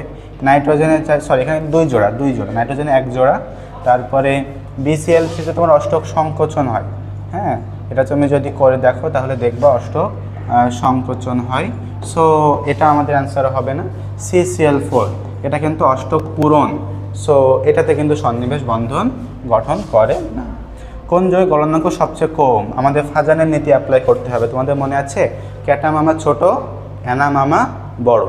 এখন একটা বিষয় খেয়াল রাখবা যে ক্যাটায়ন ছোট, অ্যানায়ন বড়, যদি এই শর্ত খাটে তাহলে কী হবে বলেছি যে মানে সমযোজী যৌগ, মানে সমযোজী ধর্ম এবং পোলার আয়ন ক্ষমতা, এই দুইটা কি বেশি। গলনাঙ্ক স্ফুটনাঙ্ক কম। আর আরেকটা জিনিস মনে রাখবা, সেটা হলো যদি আমাদের ডি অরবিটাল চলে আসে, ঠিক আছে, বা ডি ব্লকের কোনো মৌল চলে আসে, তাহলে কিন্তু আর ক্যাটায়ন ছোটো অ্যানায়ন বড় এটা দেখলে হবে না। ডি ব্লকের মৌল চলে আসলে ওইটাই আমাদের অ্যান্সার দিয়ে যেতে হবে, ঠিক আছে। আচ্ছা, সবচেয়ে বেশি আসবে আমাদের আয়রন। সো Fe পাইলেই ওইটাই তোমার সবচেয়ে বেশি সমযোজী ধর্ম তার আছে, ওইটা সরাসরি আমাদের একটু মনে রাখতে হবে। ওকে, দেখো গলনাঙ্ক সবচেয়ে কম। গলনাঙ্ক কম মানে কি, আমাদের ক্যাটায়ন আমার ছোটো, ওই ধর্ম মানলেই তো এটা হবে, তাহলে অবশ্যই ক্যাটায়ন ছোটো কার সেটা আমাদের দেখতে হবে। তো এখানে দেখো সবগুলোই কিন্তু ক্লোরিন ক্লোরিন ক্লোরিন ক্লোরিন, তাহলে আমাদের অ্যানায়ন দেখলে হবে না, ক্যাটায়ন দেখতে হবে। তো ক্যাটায়নের মধ্যে লিথিয়াম, সোডিয়াম, পটাশিয়াম, সিজিয়াম, তার মানে একই মৌলের বা একই পর্যায়ে একই গ্রুপের উপর থেকে নিচের দিকে এসেছে। তাহলে সবচেয়ে ক্যাটায়ন আকার সবচেয়ে ছোটো কার, লিথিয়ামের। লিথিয়াম ছোট, তাহলে ক্যাটায়ন আমার ছোটো, শর্ত যদি খাটে তাহলে গলনাঙ্ক কম, সে অ্যান্সার LiCl। কোন যৌগটি অধিক সমযোজী? অধিক সমযোজী যদি হয় তাহলে আমাদের কি দেখতে হবে, অবশ্যই যেহেতু এখানে দেখো অ্যানায়নগুলো সব সেম, তাহলে অবশ্যই আমাদের দেখো আয়রন আছে, তাহলে আয়রনই আমাদের অ্যান্সার, আর কিছু দেখার সুযোগই নাই। আয়রন থাকা মানেই আমাদের ডি ব্লকের মৌল চলে আসছে, সো ওটাই অ্যান্সার হয়ে যাবে। আচ্ছা, এরপরে আসো 83 দাগ। এখানে বলেছে পানি অণুর বন্ধন কোণ কত?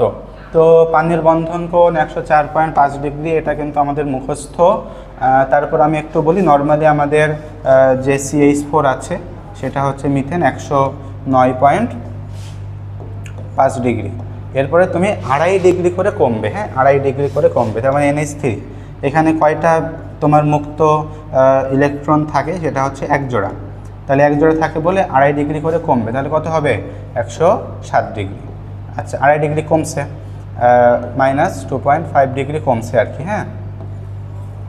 এরপরে তোমার পানিতে কিন্তু তোমার 2টা মুক্তজোড় থাকে, এই একটা, ঠিক আছে, ফলে আরও বিকর্ষণ হবে, মুক্তজোড় বন্ধন জোড় বিকর্ষণ আরও বেশি, বা মুক্তজোড় বিকর্ষণ আরও বেশি, আরও 2.5 ডিগ্রি কমবে, তার মানে 104.5 ডিগ্রি। তাহলে এখানে আরও 2.5 ডিগ্রি কমে গেল। সো এইভাবে হয়। সো পানিতে যেহেতু তোমার 2টা বন্ধন মানে মুক্তজোড় আছে, সো 104.5। কোন যৌগটির বন্ধন কোণ সবচেয়ে ছোট? তো এই ক্ষেত্রে কিন্তু আমাদের মুখস্থ করা ছাড়া উপায় নাই, মুখস্থ করতে হবে। আচ্ছা, তাহলে এখানে কিন্তু আমরা পানির ক্ষেত্রে জানি 104.5 ডিগ্রি। NCl3 ক্ষেত্রে তোমার মুখস্থ রাখতে হবে 106.5 ডিগ্রি। এরপরে H2S এর ক্ষেত্রে 92 ডিগ্রি, PH3 ক্ষেত্রে 94 ডিগ্রি। তাহলে বন্ধন কোণ সবচেয়ে ছোট কোনটা? H2S। এই মানগুলো মুখস্থ করে ফেলো, হ্যাঁ। এরপর আসো 85, কোনটির বন্ধন কোণ সবচেয়ে বেশি? তো মিথেনের কত? মিথেনের হচ্ছে আমরা জানি 109.5, অ্যামোনিয়ার 107, পানির 104, কার্বন ডাইঅক্সাইডের 180। সো এটা অ্যান্সার। এই যৌগগুলোতে বন্ধন কোণের সঠিক ক্রম কোনটি? তাহলে এখানে আমাদের 3টা জিনিস দেওয়া আছে। একটা SiCl4, যার ক্ষেত্রে কত হবে 109.5, কারণ এখানে sp3 সংকলন হয়, তোমরা বের করে দেখতে পারো। দেন BF3 এর ক্ষেত্রে কিন্তু 120 ডিগ্রি, আর NH3 ক্ষেত্রে 107 ডিগ্রি। তাহলে সবচেয়ে ছোট কোনটা? NH3, তারপরে SiCl4, তারপরে BF3। সো অ্যান্সার হচ্ছে আমাদের BF3 সবচেয়ে বড়, SiCl4, তারপরে NH3। এটা অ্যান্সার হবে। মনে হয় আমাদের অনুশীলনীতে এটা ভুল দেওয়া আছে, হয়তো ক দেওয়া আছে, তো অ্যান্সার কিন্তু ঘ হবে, হ্যাঁ, এটা ভুল দেওয়া আছে আমাদের অনুশীলনীতে। NCl3 আকৃতি কেমন? NCl3 sp2 সংকরণ, তাহলে ত্রিভুজ আকার। আচ্ছা, এরপরে আসো 88 দাগ। এখানে বলেছে CH4, NH3, H2S, H2 এর বন্ধন কোণের ক্রম। তো CH4 এর ক্ষেত্রে আমরা জানি কত? CH4 এর ক্ষেত্রে আমাদের বন্ধন কোণের মান হলো 109.5, এটা 107, 92, 104.5। তাহলে সবচেয়ে ছোট হচ্ছে 92, তার মানে H2S সবচেয়ে ছোট। আচ্ছা, এরপরে হলো পানির অণু হবে পানি, তাহলে এরপরে হচ্ছে NH3। ওকে, তাহলে এটা আমাদের অ্যান্সার। ওকে, PCl5 অণুর বন্ধন গঠন কীরূপ? দেখো PCl যদি তুমি করে দেখো, তাহলে PCl এর ক্ষেত্রে আমাদের যেহেতু 5 আছে, তার মানে sp3D, ঠিক আছে। এখন 5 থাকলে কি ত্রিকোণাকার দ্বিপিরামিড, কেবল আমি বললাম, ঠিক আছে। sp3d হলে ত্রিকোণাকার দ্বিপিরামিড, মানে 3 আর 2 5। বন্ধন কোণের ক্ষেত্রে সঠিক ক্রম কোনটি? আচ্ছা, তো এই ক্ষেত্রে আমাদের অ্যান্সার হবে প্রথমটা NH3, দেন হচ্ছে PH3, ASH3, SbH3। তার মানে এগুলো দেখো একই গ্রুপের উপর থেকে নিচের দিকে নামতেছে। সো যেটা উপরের দিকে সেইটার মানে বন্ধন কোণের মান তত কি বেশি হবে, ঠিক আছে। এরপরে আসো 91 দাগ, HCF6 যৌগে মুক্ত ইলেকট্রনের সংখ্যা কয়টি? ওকে, তাহলে HCF6 আগে তোমার বের করতে হবে সংকরিত অবস্থা। তাহলে H সমান আমরা যে সূত্রটা শিখেছি ওই সূত্র দিয়ে বের করতে পারি হাফ। এখন জেননের জন্য কত 8, তারপরে প্লাস কত 6, তাই তো, যেহেতু F6 আছে। ওকে, 28 14/2 মানে 7, 7 হলে কি হয়? আচ্ছা, 7 হলো H এর মান, ঠিক আছে। এখন আমাদের মুক্তজ ইলেকট্রনের সংখ্যা বের করতে হবে, তার মানে L সমান বলেছিলাম H minus X minus D, তাহলে 7 মাইনাস এক্স কত 6, আর ডি মানে হচ্ছে দ্বিযোজী পরমাণুর সংখ্যা, যেটা হচ্ছে 9, তাহলে এটা আমাদের অ্যান্সার। 7 বিয়োগ 6 মানে 1, তাহলে একটি মুক্তজ ইলেকট্রনের সংখ্যা হচ্ছে একটি। কোন যৌগের অন্যতম মুক্তজ ইলেকট্রন বা নিঃসঙ্গ ইলেকট্রনের যুগলের সংখ্যা সর্বাধিক? আমাদের HCl এ কয়টা আছে? HCl এ কিন্তু 3 জোড়া মুক্তজ ইলেকট্রন আছে, করে দেখতে পারো। নাইট্রোজেন আছে 1 জোড়া, H2O-তে আছে 2 জোড়া এবং H2S-এও আছে 2 জোড়া। তাহলে সর্বাধিক বলেছে, তাহলে অ্যান্সার হবে HCl আমাদের অ্যান্সার। NH3 জ্যামিতিক আকৃতি বিকৃত চতুস্তলকীয় হওয়ার কারণ কি? অবশ্যই বিকর্ষণ হবে, ইলেকট্রন বিকর্ষণ হয়, তাহলে আকর্ষণ দুইটা এমনি বাদ, বিকর্ষণ দুইটা, বন্ধন জোড় মুক্ত জোড়। আমরা জানি নাইট্রোজেনে একটা মুক্তজ ইলেকট্রন থাকে, আর হাইড্রোজেনের সাথে তো বন্ধন করতেছেই, তার মানে বন্ধন জোড় মুক্তজ ইলেকট্রনের বিকর্ষণ। ওকে, এরপরে আসো নিচের কোনটির গলনাঙ্ক কম? আবারও ফাজাইনিতে অ্যাপ্লাই হবে আমাদের, এবং এক্ষেত্রেও ক্লোরিন মানে অ্যানায়নগুলো দেখো সব সেম। তাহলে ক্যাটায়ন যে ক্যাটামামা ছোট হলে তো গলনাঙ্ক কম হবে। তো ক্যাটামামা ছোট, কে ছোট সবচেয়ে? এখানে দেখো সোডিয়াম অ্যালুমিনিয়াম একই পর্যায়ে, পটাশিয়াম ক্যালসিয়াম নিচের পর্যায়ে, তাহলে এগুলো বড় এমনি বাদ। সোডিয়াম অ্যালুমিনিয়ামের মধ্যে কে ছোট? অ্যালুমিনিয়াম ছোট, কারণ একই পর্যায়ে বাম থেকে ডানে গেলে আকার ছোট হয়, তাহলে LCl থেকে অ্যান্সার। NaCl এর গলনাঙ্ক কত? 801 ডিগ্রি, মনে রাখবা। আর যদি বলে স্ফুটনাঙ্ক তাহলে হবে 1465 ডিগ্রি অথবা 1463 ডিগ্রি সেলসিয়াস, খেয়াল রাখতে হবে। আচ্ছা, আর যদি বলে সোডিয়াম, শুধুমাত্র সোডিয়ামের স্ফুটনাঙ্ক, তাহলে কিন্তু হবে 883 ডিগ্রি সেলসিয়াস। ওকে, নিচের কোন যৌগটি গলনাঙ্ক স্ফুটনাঙ্কের মান সবচেয়ে বেশি? তো গলনাঙ্ক স্ফুটনাঙ্ক বেশি বলেছে। আচ্ছা, তার মানে আমাদের এখানে কিন্তু আমরা জানি সমযোজী ধর্ম যদি হতো তাহলে স্ফুটনাঙ্ক গলনাঙ্কের মান কম হতো। হ্যাঁ, তখন সেক্ষেত্রে আমাদের যেহেতু আয়রন আছে, সো এটা আমাদের অ্যান্সার হতো। বা যেহেতু বেশি বলেছে তার মানে উল্টা হবে, অর্থাৎ ক্যাটামামা ছোট না হয়ে বরং ক্যাটায়ন যেটা বড় সেটাই আমাদের অ্যান্সার হবে। আশা করি বোঝাতে পেরেছি। তো এর মধ্যে ক্যাটায়ন সবচেয়ে বড় কোনটা? দেখো ক্যালসিয়াম 4 নম্বর পর্যায়ে, আয়রন 4, এটাও 4, এটাও 4। তাহলে একই পর্যায়ে সবচেয়ে বামে যে আছে তার আকৃতি সবচেয়ে বড়, সেক্ষেত্রে ক্যালসিয়াম অ্যান্সার।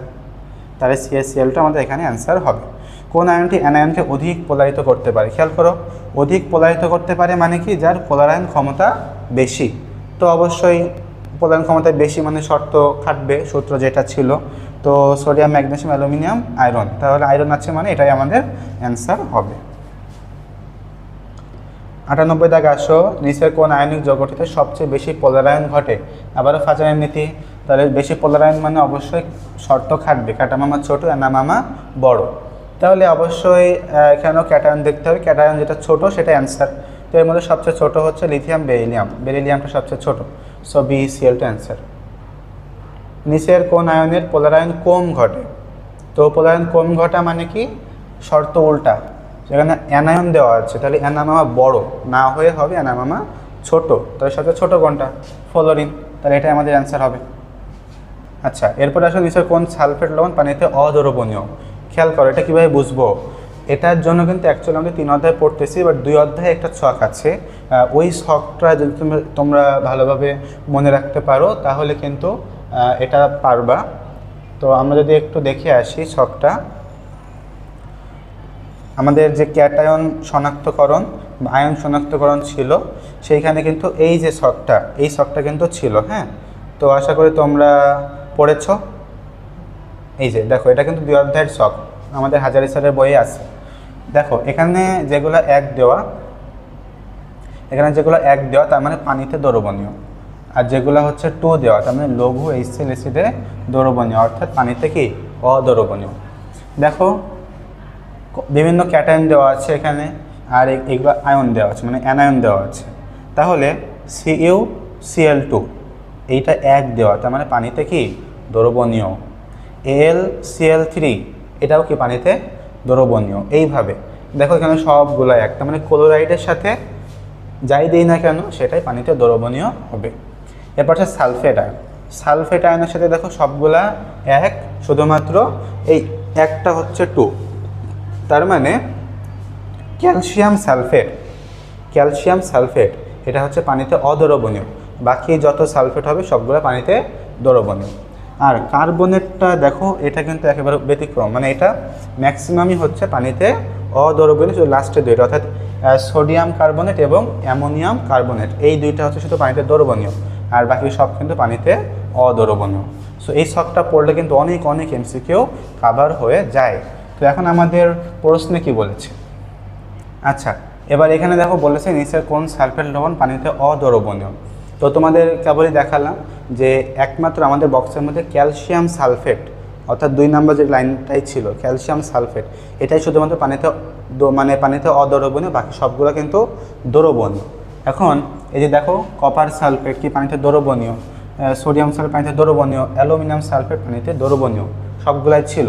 বেরিয়াম সালফেটটা কিন্তু পানিতে অদ্রবণীয়, যদিও এইটা ওইখানে ছিল না, বাট তারপরও বাকি 3টা যেহেতু পানিতে দ্রবণীয় তাহলে ওইটাই হয়ে যাবে পানিতে অদ্রবণীয়। আবার আমরা বলতে পারি যে ক্যালসিয়াম যেহেতু গ্রুপ 2 এর মৌল, বেরিয়াম গ্রুপ 2 এর মৌল, ওই সেন্সেও আমরা বলতে পারি যে বেরিয়াম সালফেট পানিতে অদ্রবণীয় হবে। এরপরে আসো আয়নিক বন্ধনে ক্যাটায়নের পোলারায়ন ক্ষমতার ক্রম। তাহলে ক্যাটায়নের পোলারায়ন ক্ষমতা, তাহলে ক্যাটায়ন আমার ছোট হলে ক্যাটায়ন ছোট যেটা তার পোলারায়ন ক্ষমতা বেশি, তাহলে এটা অ্যান্সার হবে, কারণ হাইড্রোজেন সবচেয়ে ছোট। এরপরে সোডিয়াম পটাশিয়াম মানে একই গ্রুপে উপর থেকে নিচে নামতেছে। কোনটির অণুতে পোলারায়ন বেশি ঘটে? সো এখানে দেখো মানে ক্যাটায়ন কিন্তু সেম, এতক্ষণ আমাদের অ্যানায়ন সেম ছিল, এখন কিন্তু ক্যাটায়ন সেম, অ্যানায়নগুলো ভিন্ন। তাহলে পোলারায়ন বেশি মানে কি, অবশ্যই সূত্র খাটবে, তাহলে অ্যানামামা বড়, তার পোলারায়ন বেশি, ফ্লোরিন ক্লোরিন ব্রোমিন আয়োডিন, তাহলে এখানে অ্যান্সার হবে AgI। এরপরটা বলেছি নিম্ন যৌগগুলোর কোনটিতে সমযোজী বৈশিষ্ট্য সবচেয়ে বেশি। তো দেখো এখানে ক্লোরিন আছে, তাহলে অ্যানায়নগুলো সেম, এইটাতে অ্যাকচুয়ালি ক্লোরিন নাই, তাহলে এটা আমাদের আগেই ধারণা থেকে কি হয়ে যাবে, হিসাব থেকে বাদ হয়ে যাবে।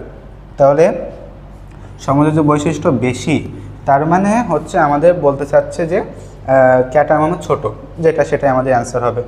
তো সোডিয়াম আর অ্যালুমিনিয়াম এই দুইটা হচ্ছে একই মানে পর্যায়ে, তাহলে অ্যালুমিনিয়াম ছোট আর ক্যালসিয়াম তো চতুর্থ পর্যায়ে, তাহলে ওটা তো এমনি বড় বাদ, তাহলে AlCl3 আমাদের অ্যান্সার হবে। 104 দেখো নিচের কোন যৌগের সমযোজী বৈশিষ্ট্য অধিক। আবারও সেম প্রশ্ন, কোন যৌগের সমযোজী বৈশিষ্ট্য অধিক, তাহলে আবারও আমাদের ক্যাটায়নগুলো সেম, তাহলে AgI হবে, কারণ অ্যানামামা যেটা বড় সেটা অ্যান্সার। কোন যৌগটি অধিক সমযোজী, আরও সেম, এখানে অ্যানায়নগুলো দেওয়া আছে, ক্যাটায়ন, তাহলে ক্যাটায়ন যেটা সবচেয়ে ছোট সেটা LiCl, হ্যাঁ এটাই আমাদের অ্যান্সার হবে। কোনটি পোলার অণু, খুব ভালোভাবে খেয়াল করো, পোলার অণু হওয়ার শর্ত কি? পোলার অণু হওয়ার শর্ত হচ্ছে তড়িৎ ঋণাত্মকতার পার্থক্য, হ্যাঁ তড়িৎ ঋণাত্মকতার পার্থক্য এটা হতে হবে আমাদের 0.5 থেকে 1.9, তাহলে কিন্তু আমাদের সেটা পোলার অণু হবে। কার্বনের তড়িৎ ঋণাত্মকতা কত? 2.5, আর হাইড্রোজেনের হচ্ছে 2.1, তাহলে 2.5 বিয়োগ 2.1 মানে কত? 0.4, তাহলে অ্যান্সার হবে না। এখানে ক্লোরিনের হলো 3.0 আর কার্বনের 2.5, তাহলে এই ক্ষেত্রে আমাদের 0.5 হচ্ছে, ওকে।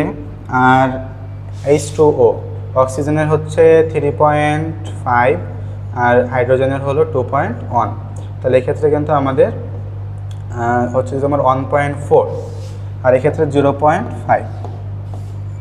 আর হাইড্রোজেন কত 2.5, হাইড্রোজেনের 2.1, তার মানে 0.4। তাহলে দেখো 1 আর 4 হবে না, আর খ আর গ এই দুইটা, এটা 0.5, এটা 1.4। তো এই ক্ষেত্রে দেখো 0.5 হলেও এটা খুবই প্রায় কাছাকাছি মান, তাই আমরা 1.4 যেটা এটাই ধরতে পারি। সো পানি হচ্ছে আমাদের পোলার অণু। এমনি বুঝি, অনেকে আবার এটা না করে আমরা এমনি মুখস্থ করতে পারি। নিচে কোনটি অপোলার যৌগ, এটাও মোটামুটি ওই সেমভাবে করে দেখতে হবে। হ্যাঁ, এই প্রত্যেকটার যে আমাদের তড়িৎ ঋণাত্মকতা আছে, তড়িৎ ঋণাত্মকতার পার্থক্য করে আমাদের বের করতে হবে। তো আমরা করি, কার্বনের ক্লোরিনের হচ্ছে 3, তাহলে 3 বিয়োগ 2.5, তার মানে কত হচ্ছে 0.5 হচ্ছে। ওকে, এখানে ক্লোরিনের কত 3, আর হাইড্রোজেন কত, এখানে কার্বন নেওয়া যাবে না, হাইড্রোজেন নিতে হবে। তাহলে 3 বিয়োগ তোমার হচ্ছে 2.1, তার মানে 0.9। তারপরে CH3OH, এক্ষেত্রে অক্সিজেনের কত, না অক্সিজেনের হচ্ছে 3.5, হাইড্রোজেনের 2.1, তার মানে 1.4। আর ফ্লোরিন 4 বিয়োগ 2.1, তার মানে হচ্ছে 2.9, সরি 1.9। হ্যাঁ, 1.9। আচ্ছা, এখন দেখো বলছে কোনটি অপোলার যৌগ। অপোলার মানে কি, পোলার হতে গেলে 0.5 থেকে 1.9-এর মধ্যে থাকতে হয়। তাহলে এর বাইরে কোনটা আছে, তো এর দেখো এই বাকি 3টাই মোটামুটি ওর ভেতরে আছে। তো এই 0.5টা মোটামুটি আমরা 0.5 বললেও, বাট অ্যাকচুয়ালি 0.5টা মানে এর 0.5টা যদি হয় তাহলে অপোলারই ধরা হয় নর্মালি। তো সেক্ষেত্রে CCl4ই আমাদের অ্যান্সার হবে। তবে তোমার যদি পরীক্ষায় দেয় তো এর জন্য কত পার্থক্য কত এর মধ্যে থাকে সেটা পোলার, সেটা অবশ্যই 0.5 থেকে 1.9 অ্যান্সার দিতে হবে। বাট MCQ করার ক্ষেত্রে 0.5 বলে সেটা অপোলার ধরবা, ঠিক আছে, এটা MCQ এর সুবিধার্থে করতে হবে। ওকে, হাইড্রোজেন বন্ধন থাকে কোনটিতে, তো আমরা জানি হাইড্রোজেন বন্ধন থাকে কোথায় কোথায়, মনে রাখবা তোমার হাইড্রোজেনের সাথে 3টা জিনিস, ফ্লোরিন, অক্সিজেন এবং নাইট্রোজেন, তার মানে ফোনে থাকে, ঠিক আছে। এছাড়াও কিন্তু আরও 2টা যৌগে থাকে, একটা হচ্ছে মিথানল মানে CH3OH এবং মিথানোয়িক অ্যাসিড, তার মানে CH3COOH। তো এই হচ্ছে 5টা মনে রাখতে হবে। তাহলে এখানে অ্যান্সার কোনটা, আমি বললাম ফোন, তার মানে নাইট্রোজেন আছে, দেখো NH3 আছে, সো এটা অ্যান্সার। এরপরে আসে 109, নিচের কোন যৌগে হাইড্রোজেন বন্ধন বিদ্যমান। আচ্ছা, তো খেয়াল করো, তো হাইড্রোজেন বন্ধন বিদ্যমান আবারও সেম, তার অ্যান্সার কোনটা, এই যে CH3COOH যেটা বললাম, এটা আমাদের অ্যান্সার। আচ্ছা, ইথানোয়িক অ্যাসিডের ডাইমারে কয়টি হাইড্রোজেন বন্ধন বিদ্যমান, আমাদের অ্যান্সার হবে 2, এটা মুখস্থ করতে হবে। হাইড্রোজেন বন্ধন ঘটে না নিচের কোন যৌগে, তো দেখো N আছে, তার মানে অবশ্যই ঘটবে, ফোন যেহেতু, F আছে এটাতেও ঘটবে, O আছে এটাতেও ঘটবে, FON, তাহলে CH পরে ঘটবে না। কোন যৌগে অন্ত আণবিক, খেয়াল করো 2টা কথা আছে, একটা হচ্ছে অন্ত আণবিক হাইড্রোজেন বন্ধন, আর একটা হলো আন্ত আণবিক হাইড্রোজেন বন্ধন। তো মনে রাখবা অন্ত আণবিক বললে মানে যেগুলো জটিল নাম, মানে বড় বড় নাম, ঠিক আছে, সেগুলোতে তোমার অন্ত আণবিক হাইড্রোজেন বন্ধন ঘটবে। আর যেগুলো ছোট ছোট নাম সেগুলোতে তোমার হচ্ছে আন্ত আণবিক হাইড্রোজেন বন্ধন ঘটবে।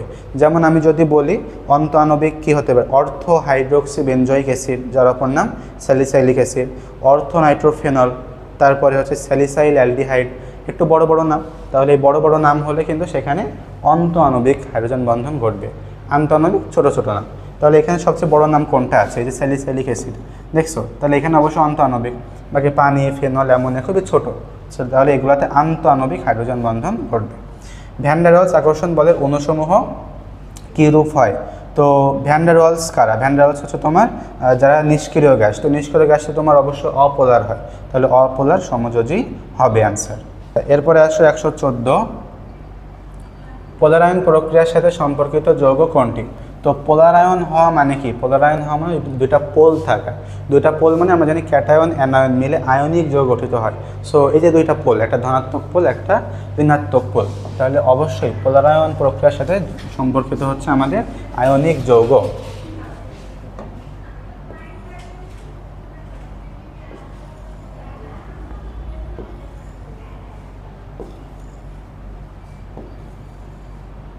ওকে, এরপরে দেখো আমাদের 115 দাগ, নিচের কোনটি সঠিক হবে।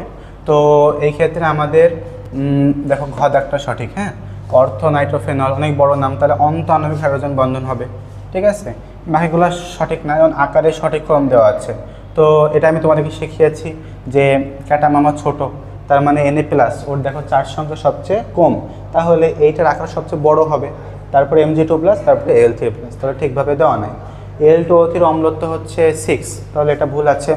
আর C2H6 যোগে সিগমা বন্ধন সংখ্যা 6টি, এটাও ভুল আছে। সিগমা বন্ধন হবে 7টি, C2H6 যোগে সিগমা বন্ধন হবে 7টি। হাইড্রোজেনের তীব্রতা কোনটির ওপর নির্ভর করে? তাহলে অবশ্যই হবে অ্যানায়নের আকার। হাইড্রোজেনের ক্ষেত্রে অ্যানায়নের আকার যার বড় তার তীব্রতা বেশি, আর বাকি যে 3টা আছে এগুলো অক্সো অ্যাসিডের তীব্রতা নির্ভর করে এদের ওপরে, ঠিক আছে। কোনটি সাধারণ অবস্থায় তরল? তো আমরা জানি ফ্লোরিন আর ক্লোরিন, এটা হচ্ছে সাধারণ অবস্থায় গ্যাস। ব্রোমিন হচ্ছে তরল, লাল বর্ণের তরল। আয়োডিন হচ্ছে কঠিন পদার্থ সাধারণ অবস্থায়। সো এগুলো মুখস্থ করতে হবে। এরপর আসো পানিগ্রাহী পদার্থ কোনটি? তো এটা যদি আমাদের এক অধ্যায়ের পড়ালেখা, পানিগ্রাহী পদার্থ কী কী আছে আমরা একটু মনে রাখবো। আচ্ছা, পানিগ্রাহী পদার্থ কারা কারা আছে দেখো, কী আছে এগুলো হচ্ছে KCl, CaCl2, MgSO4, P2O5, SiO2। তাহলে এইগুলো হচ্ছে আমাদের পানিগ্রাহী পদার্থ। তো এর মধ্যে কোনটা আমাদের অপশানে আছে দেখি, CaCl2, তাহলে এটা অ্যান্সার। নিচে অ্যাসিডগুলোর মধ্যে কোনটি পাইরো অ্যাসিড? খুব ভালোভাবে খেয়াল করো, পাইরো অ্যাসিড কীভাবে বুঝবো আমরা, এর একটা সূত্র আছে, সেটা হলো 2 গুণ মূল অ্যাসিড, হ্যাঁ,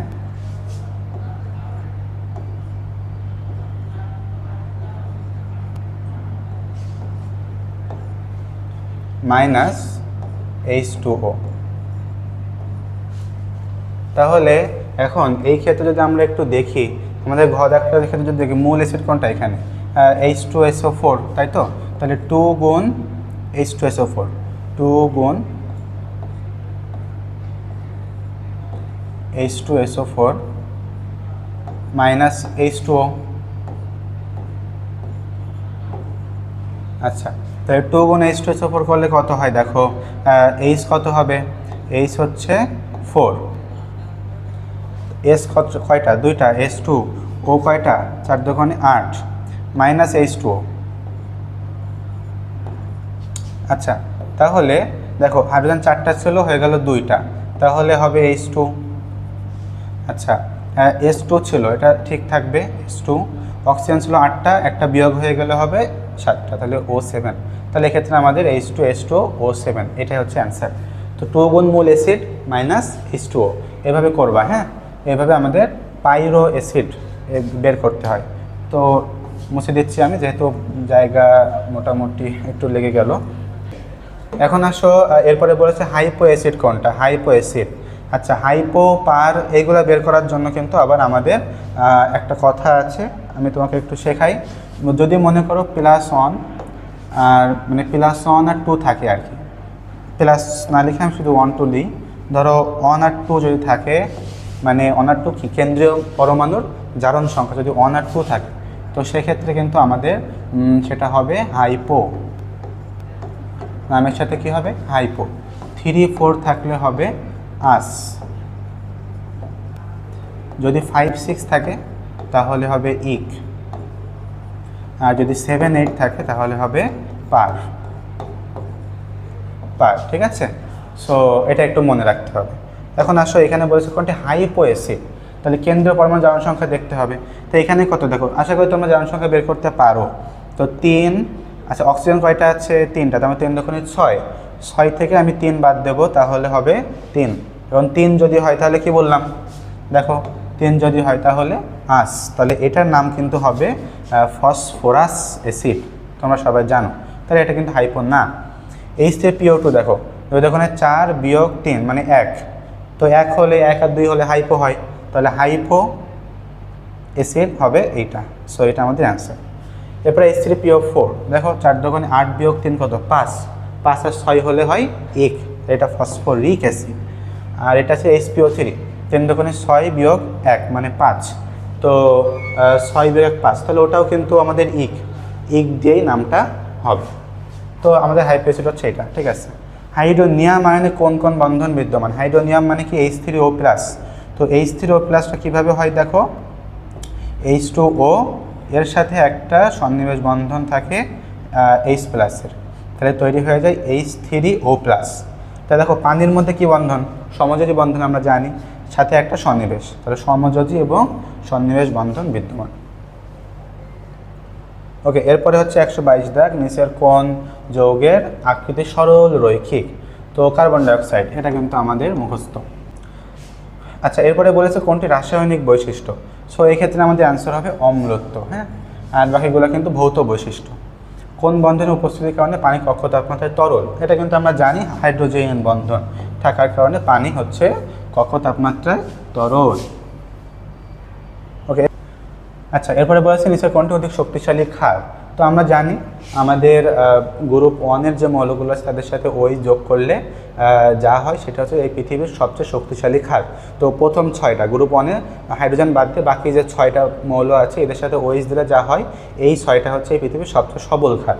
তো এখন উপর থেকে নিচে নামলে আবার ক্ষারের ধর্ম বা বৈশিষ্ট্য বাড়ে, তো সেক্ষেত্রে ওই দুটা তো এমনিই বাদ, সোডিয়াম আর পটাশিয়ামের মধ্যে পটাশিয়াম নিচে আছে, সো অ্যান্সার হবে KOH, এটা হচ্ছে অধিক শক্তিশালী ক্ষার।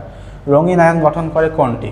সো আমরা যেন অবস্থান্তর মৌল রঙিন আয়ন গঠন করে, সো অ্যান্সার হবে নিকেল, এটা একটা অবস্থান্তর মৌল। শর্ত কি আমি তোমাকে বুঝিয়েছি যে ইলেকট্রন বিন্যাস করার পর শেষ ইলেকট্রনটা ডি অরবিটালে যেতে হবে, এবং দ্বিতীয় শর্ত হচ্ছে যে আয়নের ইলেকট্রন বিন্যাস করলে অবশ্যই আংশিক পূর্ণ হতে হবে। কোনটির জারণ ক্ষমতা বেশি? তো জারণ ক্ষমতা বেশি মানে কি? জারণ ক্ষমতা বেশি বা অধিক জারণধর্মী, তোমরা জানো অবশ্যই যে বাম থেকে ডানে গেলে জারণ ক্ষমতা বাড়ে, উপর থেকে নিচে গেলে জারণ ক্ষমতা কমে। তাহলে এটা যেহেতু তোমার উপর থেকে নিচেই দেওয়া, তাহলে অ্যান্সার আমাদের ফ্লোরিন, কারণ এর জারণ ক্ষমতা বেশি যেহেতু গ্রুপের উপরে আছে। কোন যৌগটি গঠনাকৃতি চতুস্তলকীয় হবে? নয়, চতুস্তলকীয় নয়। CCl4 চতুস্তলকীয় অবশ্যই, NH4 অবশ্যই, CH4 অবশ্যই, আর SF4 এটা আসলে চতুস্তলকীয় নয়, ঠিক আছে। সো এটা যদি আমরা করে দেখি তাহলে বুঝবো, কারণ হাফ ইন্টু সালফারে কয়টা 6, তাহলে 6 যোগ 4 কত 10, 10 ভাগ 2 করলে হয় 5, তাহলে তো sp3d হলে তো চতুস্তলকীয় হবে না। ওই যে সূত্রটি শেখালাম ওই সূত্র দিয়ে করবা, half into V + X - C + A। আচ্ছা, এই যোগে কার্বন পরমাণুগুলোর সংকরণ কীরূপ? তো খেয়াল করো এখানে কি দেওয়া আছে, এখানে তোমার দেখো একটা সিঙ্গেল বন্ড আছে, আবার একটা ডাবল বন্ড আছে। সিঙ্গেল বন্ডের জন্য হবে sp3, ডাবল বন্ডের জন্য হবে sp2, সো আমাদের অ্যান্সার হবে গ। আচ্ছা, এরপরে দেখো গ্যাসীয় অবস্থায় 1 মোল পরমাণুতে 1 মোল ইলেকট্রন যুক্ত হলে যে শক্তির পরিবর্তন হয় তাকে বলা হয় প্রথম ইলেকট্রন আসক্তি, কারণ ইলেকট্রন যুক্ত হওয়া মানে ইলেকট্রন আসক্তি। সো এটা প্রথম ইলেকট্রন আসক্তি যুক্ত হবে, কারণ 1 মোল পরমাণুতে যুক্ত হয়েছে। প্রথমবার হলে প্রথম ইলেকট্রন আসক্তি, দ্বিতীয়বার হলে দ্বিতীয় ইলেকট্রন আসক্তি। আচ্ছা, এখন দেখো কোন মৌলটি ইলেকট্রন আয়নীকরণ শক্তি সবচেয়ে বেশি? সো এটা গ্রুপ 1-এর দেওয়া, উপরে যে তার আয়নীকরণ শক্তি বেশি হয়, সো অ্যান্সার হবে আমাদের সোডিয়াম। কোন মৌলটি F ব্লক মৌল নয়? আচ্ছা, আমাদের পর্যায় সারণী থেকে আসছে, তো F ব্লক মৌল আমরা জানি যে থোরিয়াম, এই থোরিয়াম কিন্তু F ব্লক মৌল না, কারণ তোমার হচ্ছে ল্যান্থানাম, অ্যাক্টিনিয়াম এবং থোরিয়াম, এই তিনটা কিন্তু ডি ব্লকের মৌল। আমি তোমাকে প্রদর্শন দেখানোর সময় মানে এটা বলে দিয়েছিলাম আর কি। নিচে কোন বন্ধনটি সবচেয়ে দুর্বল বা কোন শক্তি সম্পন্ন? সবচেয়ে দুর্বল বন্ধন কোনটা? ধাতব বন্ধন, এটা সবচেয়ে দুর্বল। আচ্ছা, কোনটি পানিতে দ্রবণীয়? দেখো আবারও সেম, সো কার্বনেট তো হবে না, জিঙ্ক কার্বনেট পানিতে অদ্রবণীয়, দেখালাম যে কার্বনেটের বেশিরভাগই কিন্তু অদ্রবণীয়, ঠিক আছে। ক্যালসিয়াম কার্বনেট অদ্রবণীয়, কোনোটি নয়তো হবে না, আমাদের অ্যান্সার হবে নাইট্রেট, লেড নাইট্রেট, এটা হচ্ছে পানিতে দ্রবণীয়। ওকে, এরপরে দেখো কোন যৌগটিতে সবচেয়ে শক্তিশালী হাইড্রোজেন বন্ধন বিদ্যমান? আচ্ছা, তো এই ক্ষেত্রে আমাদের অ্যান্সার হবে ইথানোয়িক অ্যাসিড, হ্যাঁ, ইথানোয়িক অ্যাসিড। সো শক্তিশালী হাইড্রোজেন বন্ধন কোনটাতে বিদ্যমান? Ethanoic acid. ওকে, আচ্ছা, এরপরে বলেছে 136 দাগ, দেখো এই যৌগটিতে যথাক্রমে সিগমার পাই বন্ধনের সংখ্যা কত? তো আমরা সিগমা বন্ধন কীভাবে বের করতে হয়, সিগমা বন্ধন মনে রাখবে যে মোট পরমাণুর সংখ্যা বিয়োগ 1, ঠিক আছে? তোমরা লিখে রাখতে পারো সিগমা বন্ধন বের করার নিয়ম হচ্ছে মোট পরমাণুর সংখ্যা বিয়োগ 1। তো মোট পরমাণু কয়টা আছে এখানে আমরা যদি হিসাব করি, এটা কিন্তু অবশ্যই অ্যালিফ্যাটিক যোগের জন্য প্রযোজ্য, এটা মাথায় রাখবা। অ্যারোমেটিকের জন্য কিন্তু এই সূত্র না, হ্যাঁ। মোট পরমাণু বিয়োগ 1, দেখো 2 আর 1 3, 4 5 6 7 8 9 10 11, 11টা পরমাণু আছে, বিয়োগ 1 করো 10, তাহলে আমাদের সিগমা বন্ধন আছে 10টা। আর পাই বন্ধন কয়টা? পাই বন্ধন আমাদের এখানে দেখো একটা আছে, কারণ ডাবল বন্ড মানে সেখানে একটা সিগমা একটা পাই। আবার এইখানেও কিন্তু একটা আছে হিডেন, হ্যাঁ। CHOকে ভাঙলে কি হয়, এই যে CO আর এখানে একটা H, তাই তো? এটা CH, আর এই বন্ডটা দিয়ে এদিকে যুক্ত আছে, তাহলে এইখানে কিন্তু আরও একটা ডাবল বন্ড আমরা পাচ্ছি। সো 2টা পাই বন্ধন, সে অ্যান্সার হবে আমাদের ঘ। অ্যালুমিনিয়াম ক্লোরাইড কী রূপে থাকে? ডাইমার রূপে থাকে, আমরা জানি Al2Cl6 হিসেবে থাকে, ঠিক আছে। এরপর আসে স্ফুটনাঙ্কের ক্রম অনুসারে নিচের কোন সেটটি সঠিক? তো দেখো আমরা জানি আমাদের তোমার হচ্ছে যে তরল যারা হয়, তরলের ক্ষেত্রে কিন্তু স্ফুটনাঙ্ক বেশি হয়, আর গ্যাসের ক্ষেত্রে কিন্তু স্ফুটনাঙ্ক কম হয়, আমরা জানি। আর হাইড্রোজেন বন্ধন যদি থাকে না, তাদের কিন্তু তোমার স্ফুটনাঙ্ক আরও কম হয়। তো সেক্ষেত্রে আমাদের হাইড্রোজেন বন্ধন CH4 কিন্তু হাইড্রোজেন বন্ধন নাই, বুঝছো? তাহলে এইটার সবচেয়ে কম হবে তোমার স্ফুটনাঙ্ক, তাহলে এইটা অ্যান্সার হতে পারে, আবার আমাদের এটা অ্যান্সার হতে পারে, কারণ এই দুইটাই সবচেয়ে CH4টা কম দেওয়া। এখন তোমরা জানো NH3 একটা গ্যাস, আবার HF এটাও একটা গ্যাস। সো গ্যাসের স্ফুটনাঙ্ক তার চেয়ে একটু বেশি, আর তরলের স্ফুটনাঙ্ক সবচেয়ে বেশি। H2O এর এটা তরল যেহেতু, তাহলে এটার স্ফুটনাঙ্ক সবচেয়ে বেশি হবে, আর এই দুইটা গ্যাস যেহেতু, এই কারণে এইটার স্ফুটনাঙ্ক এর চেয়ে একটু কম হবে, ঠিক আছে? এটা গ্যাস এবং এটা তরল। সো আমাদের অ্যান্সার হচ্ছে ঘ। কোন অক্সাইড পানিতে মিশালে সবচেয়ে বেশি অম্লীয় দ্রবণ তৈরি করে? আচ্ছা, তো এই ক্ষেত্রে দেখো সবগুলোই কিন্তু আমাদের মানে অধাতুর অক্সাইড, সিলিকনটা বাদ দিয়ে এটা আচ্ছা সিলিকনটা তো ধাতু, আচ্ছা ঠিক আছে। আচ্ছা, তো এই ক্ষেত্রে দেখো সবগুলোই মোটামুটি আমাদের অধাতুর অক্সাইড, তাহলে অম্লীয় অক্সাইড তৈরি করেছে। বাট এর মধ্যে সবচেয়ে আকার বড় কার? ফসফরাসের, তাহলে P2O5 হবে আমাদের অ্যান্সার, যে সবচেয়ে বেশি অম্লীয় দ্রবণ তৈরি করবে।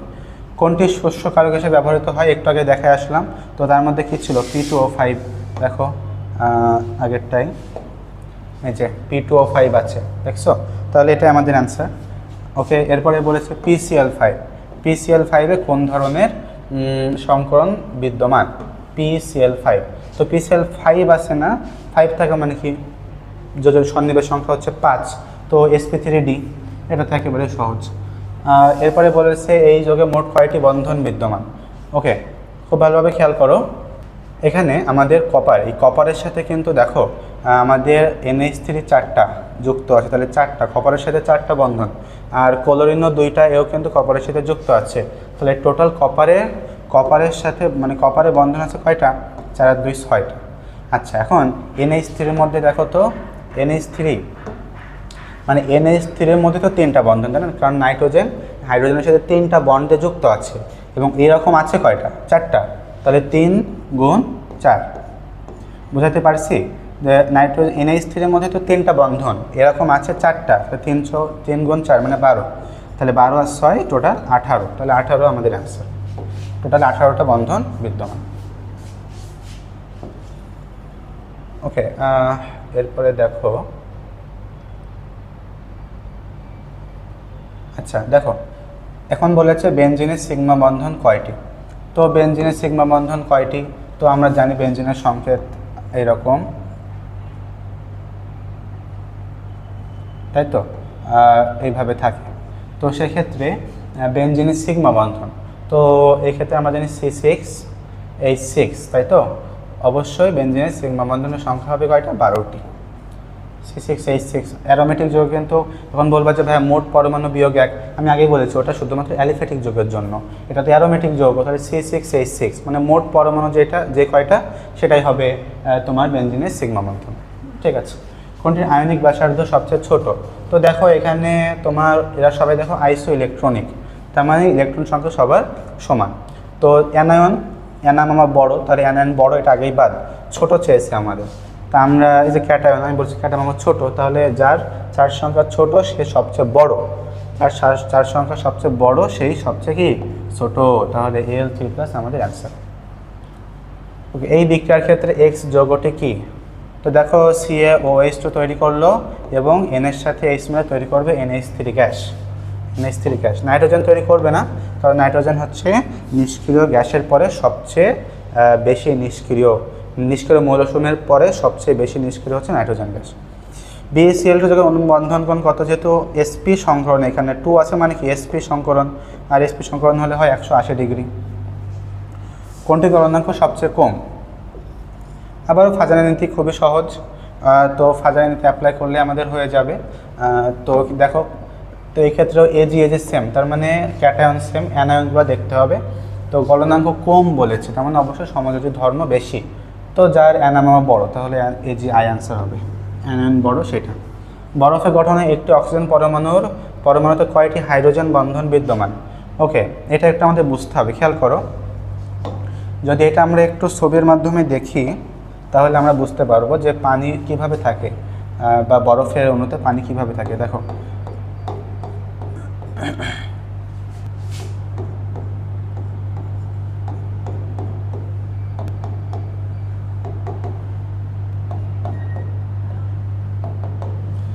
তো এইভাবে তোমার একটা বরফের অণু থাকে, বুঝছো?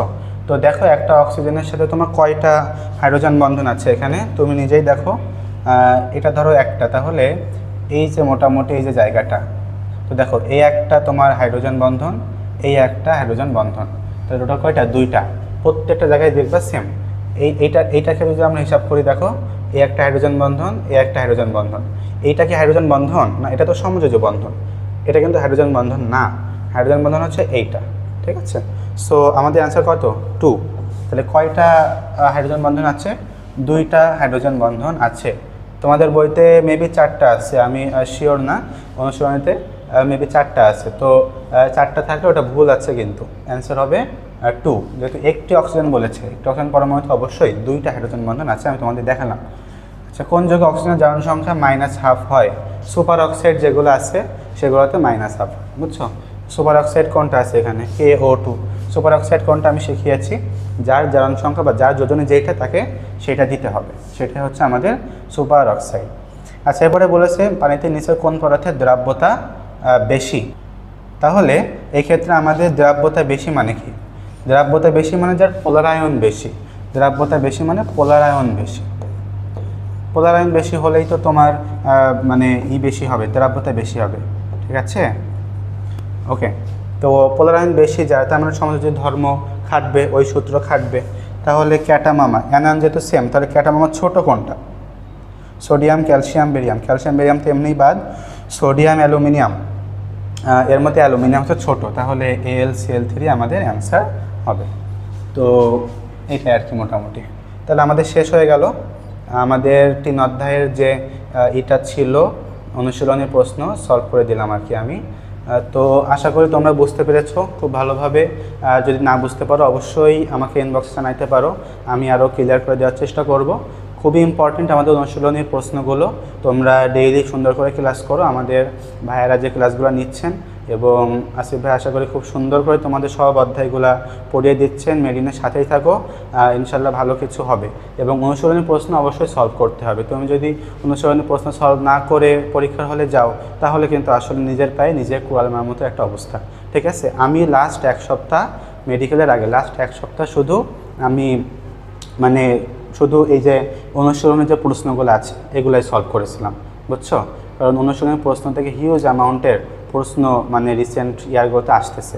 ভেতরে তো অবশ্যই পড়তে হবে, ভেতরে পড়ার পাশাপাশি অনুশীলনের প্রশ্নগুলোও সলভ করতে হবে। দেখো, মেডিকেল ভর্তি পরীক্ষা তোমার শুধুমাত্র যে দেখা যাচ্ছে যে মানে মানে কী পড়তে হবে এটা জানা যেমন ইম্পর্টেন্ট, মেডিকেলে কী পড়তে হবে না এটা জানাও কিন্তু ইম্পর্টেন্ট। মনে করো গরুর মতো সব মুখস্থ করলাম তাহলে কিন্তু হবে না, ঠিক আছে? তোমাকে স্মার্ট হতে হবে, হ্যাঁ, স্মার্ট হতে হবে।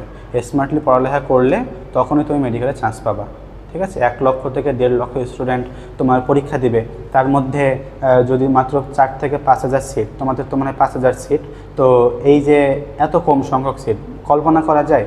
একটা জায়গায় যদি 1 লক্ষ স্টুডেন্টকে এক জায়গায় করা হয়, তুমি কল্পনা করতে পারো সেটা কত হিউজ অ্যামাউন্টের একটা গ্যাদারিং হবে। সেখান থেকে মাত্র 5,000, অনেক অনেক। তো অবশ্যই তোমাকে এভারেজ হলে হবে না, ঠিক আছে, যে কম্পিটিশন বর্তমানে চলতেছে, তো অবশ্যই স্পেশাল হতে হবে। এখন স্পেশাল হওয়ার জন্য যা করার দরকার সেটা করতে হবে, ঠিক আছে।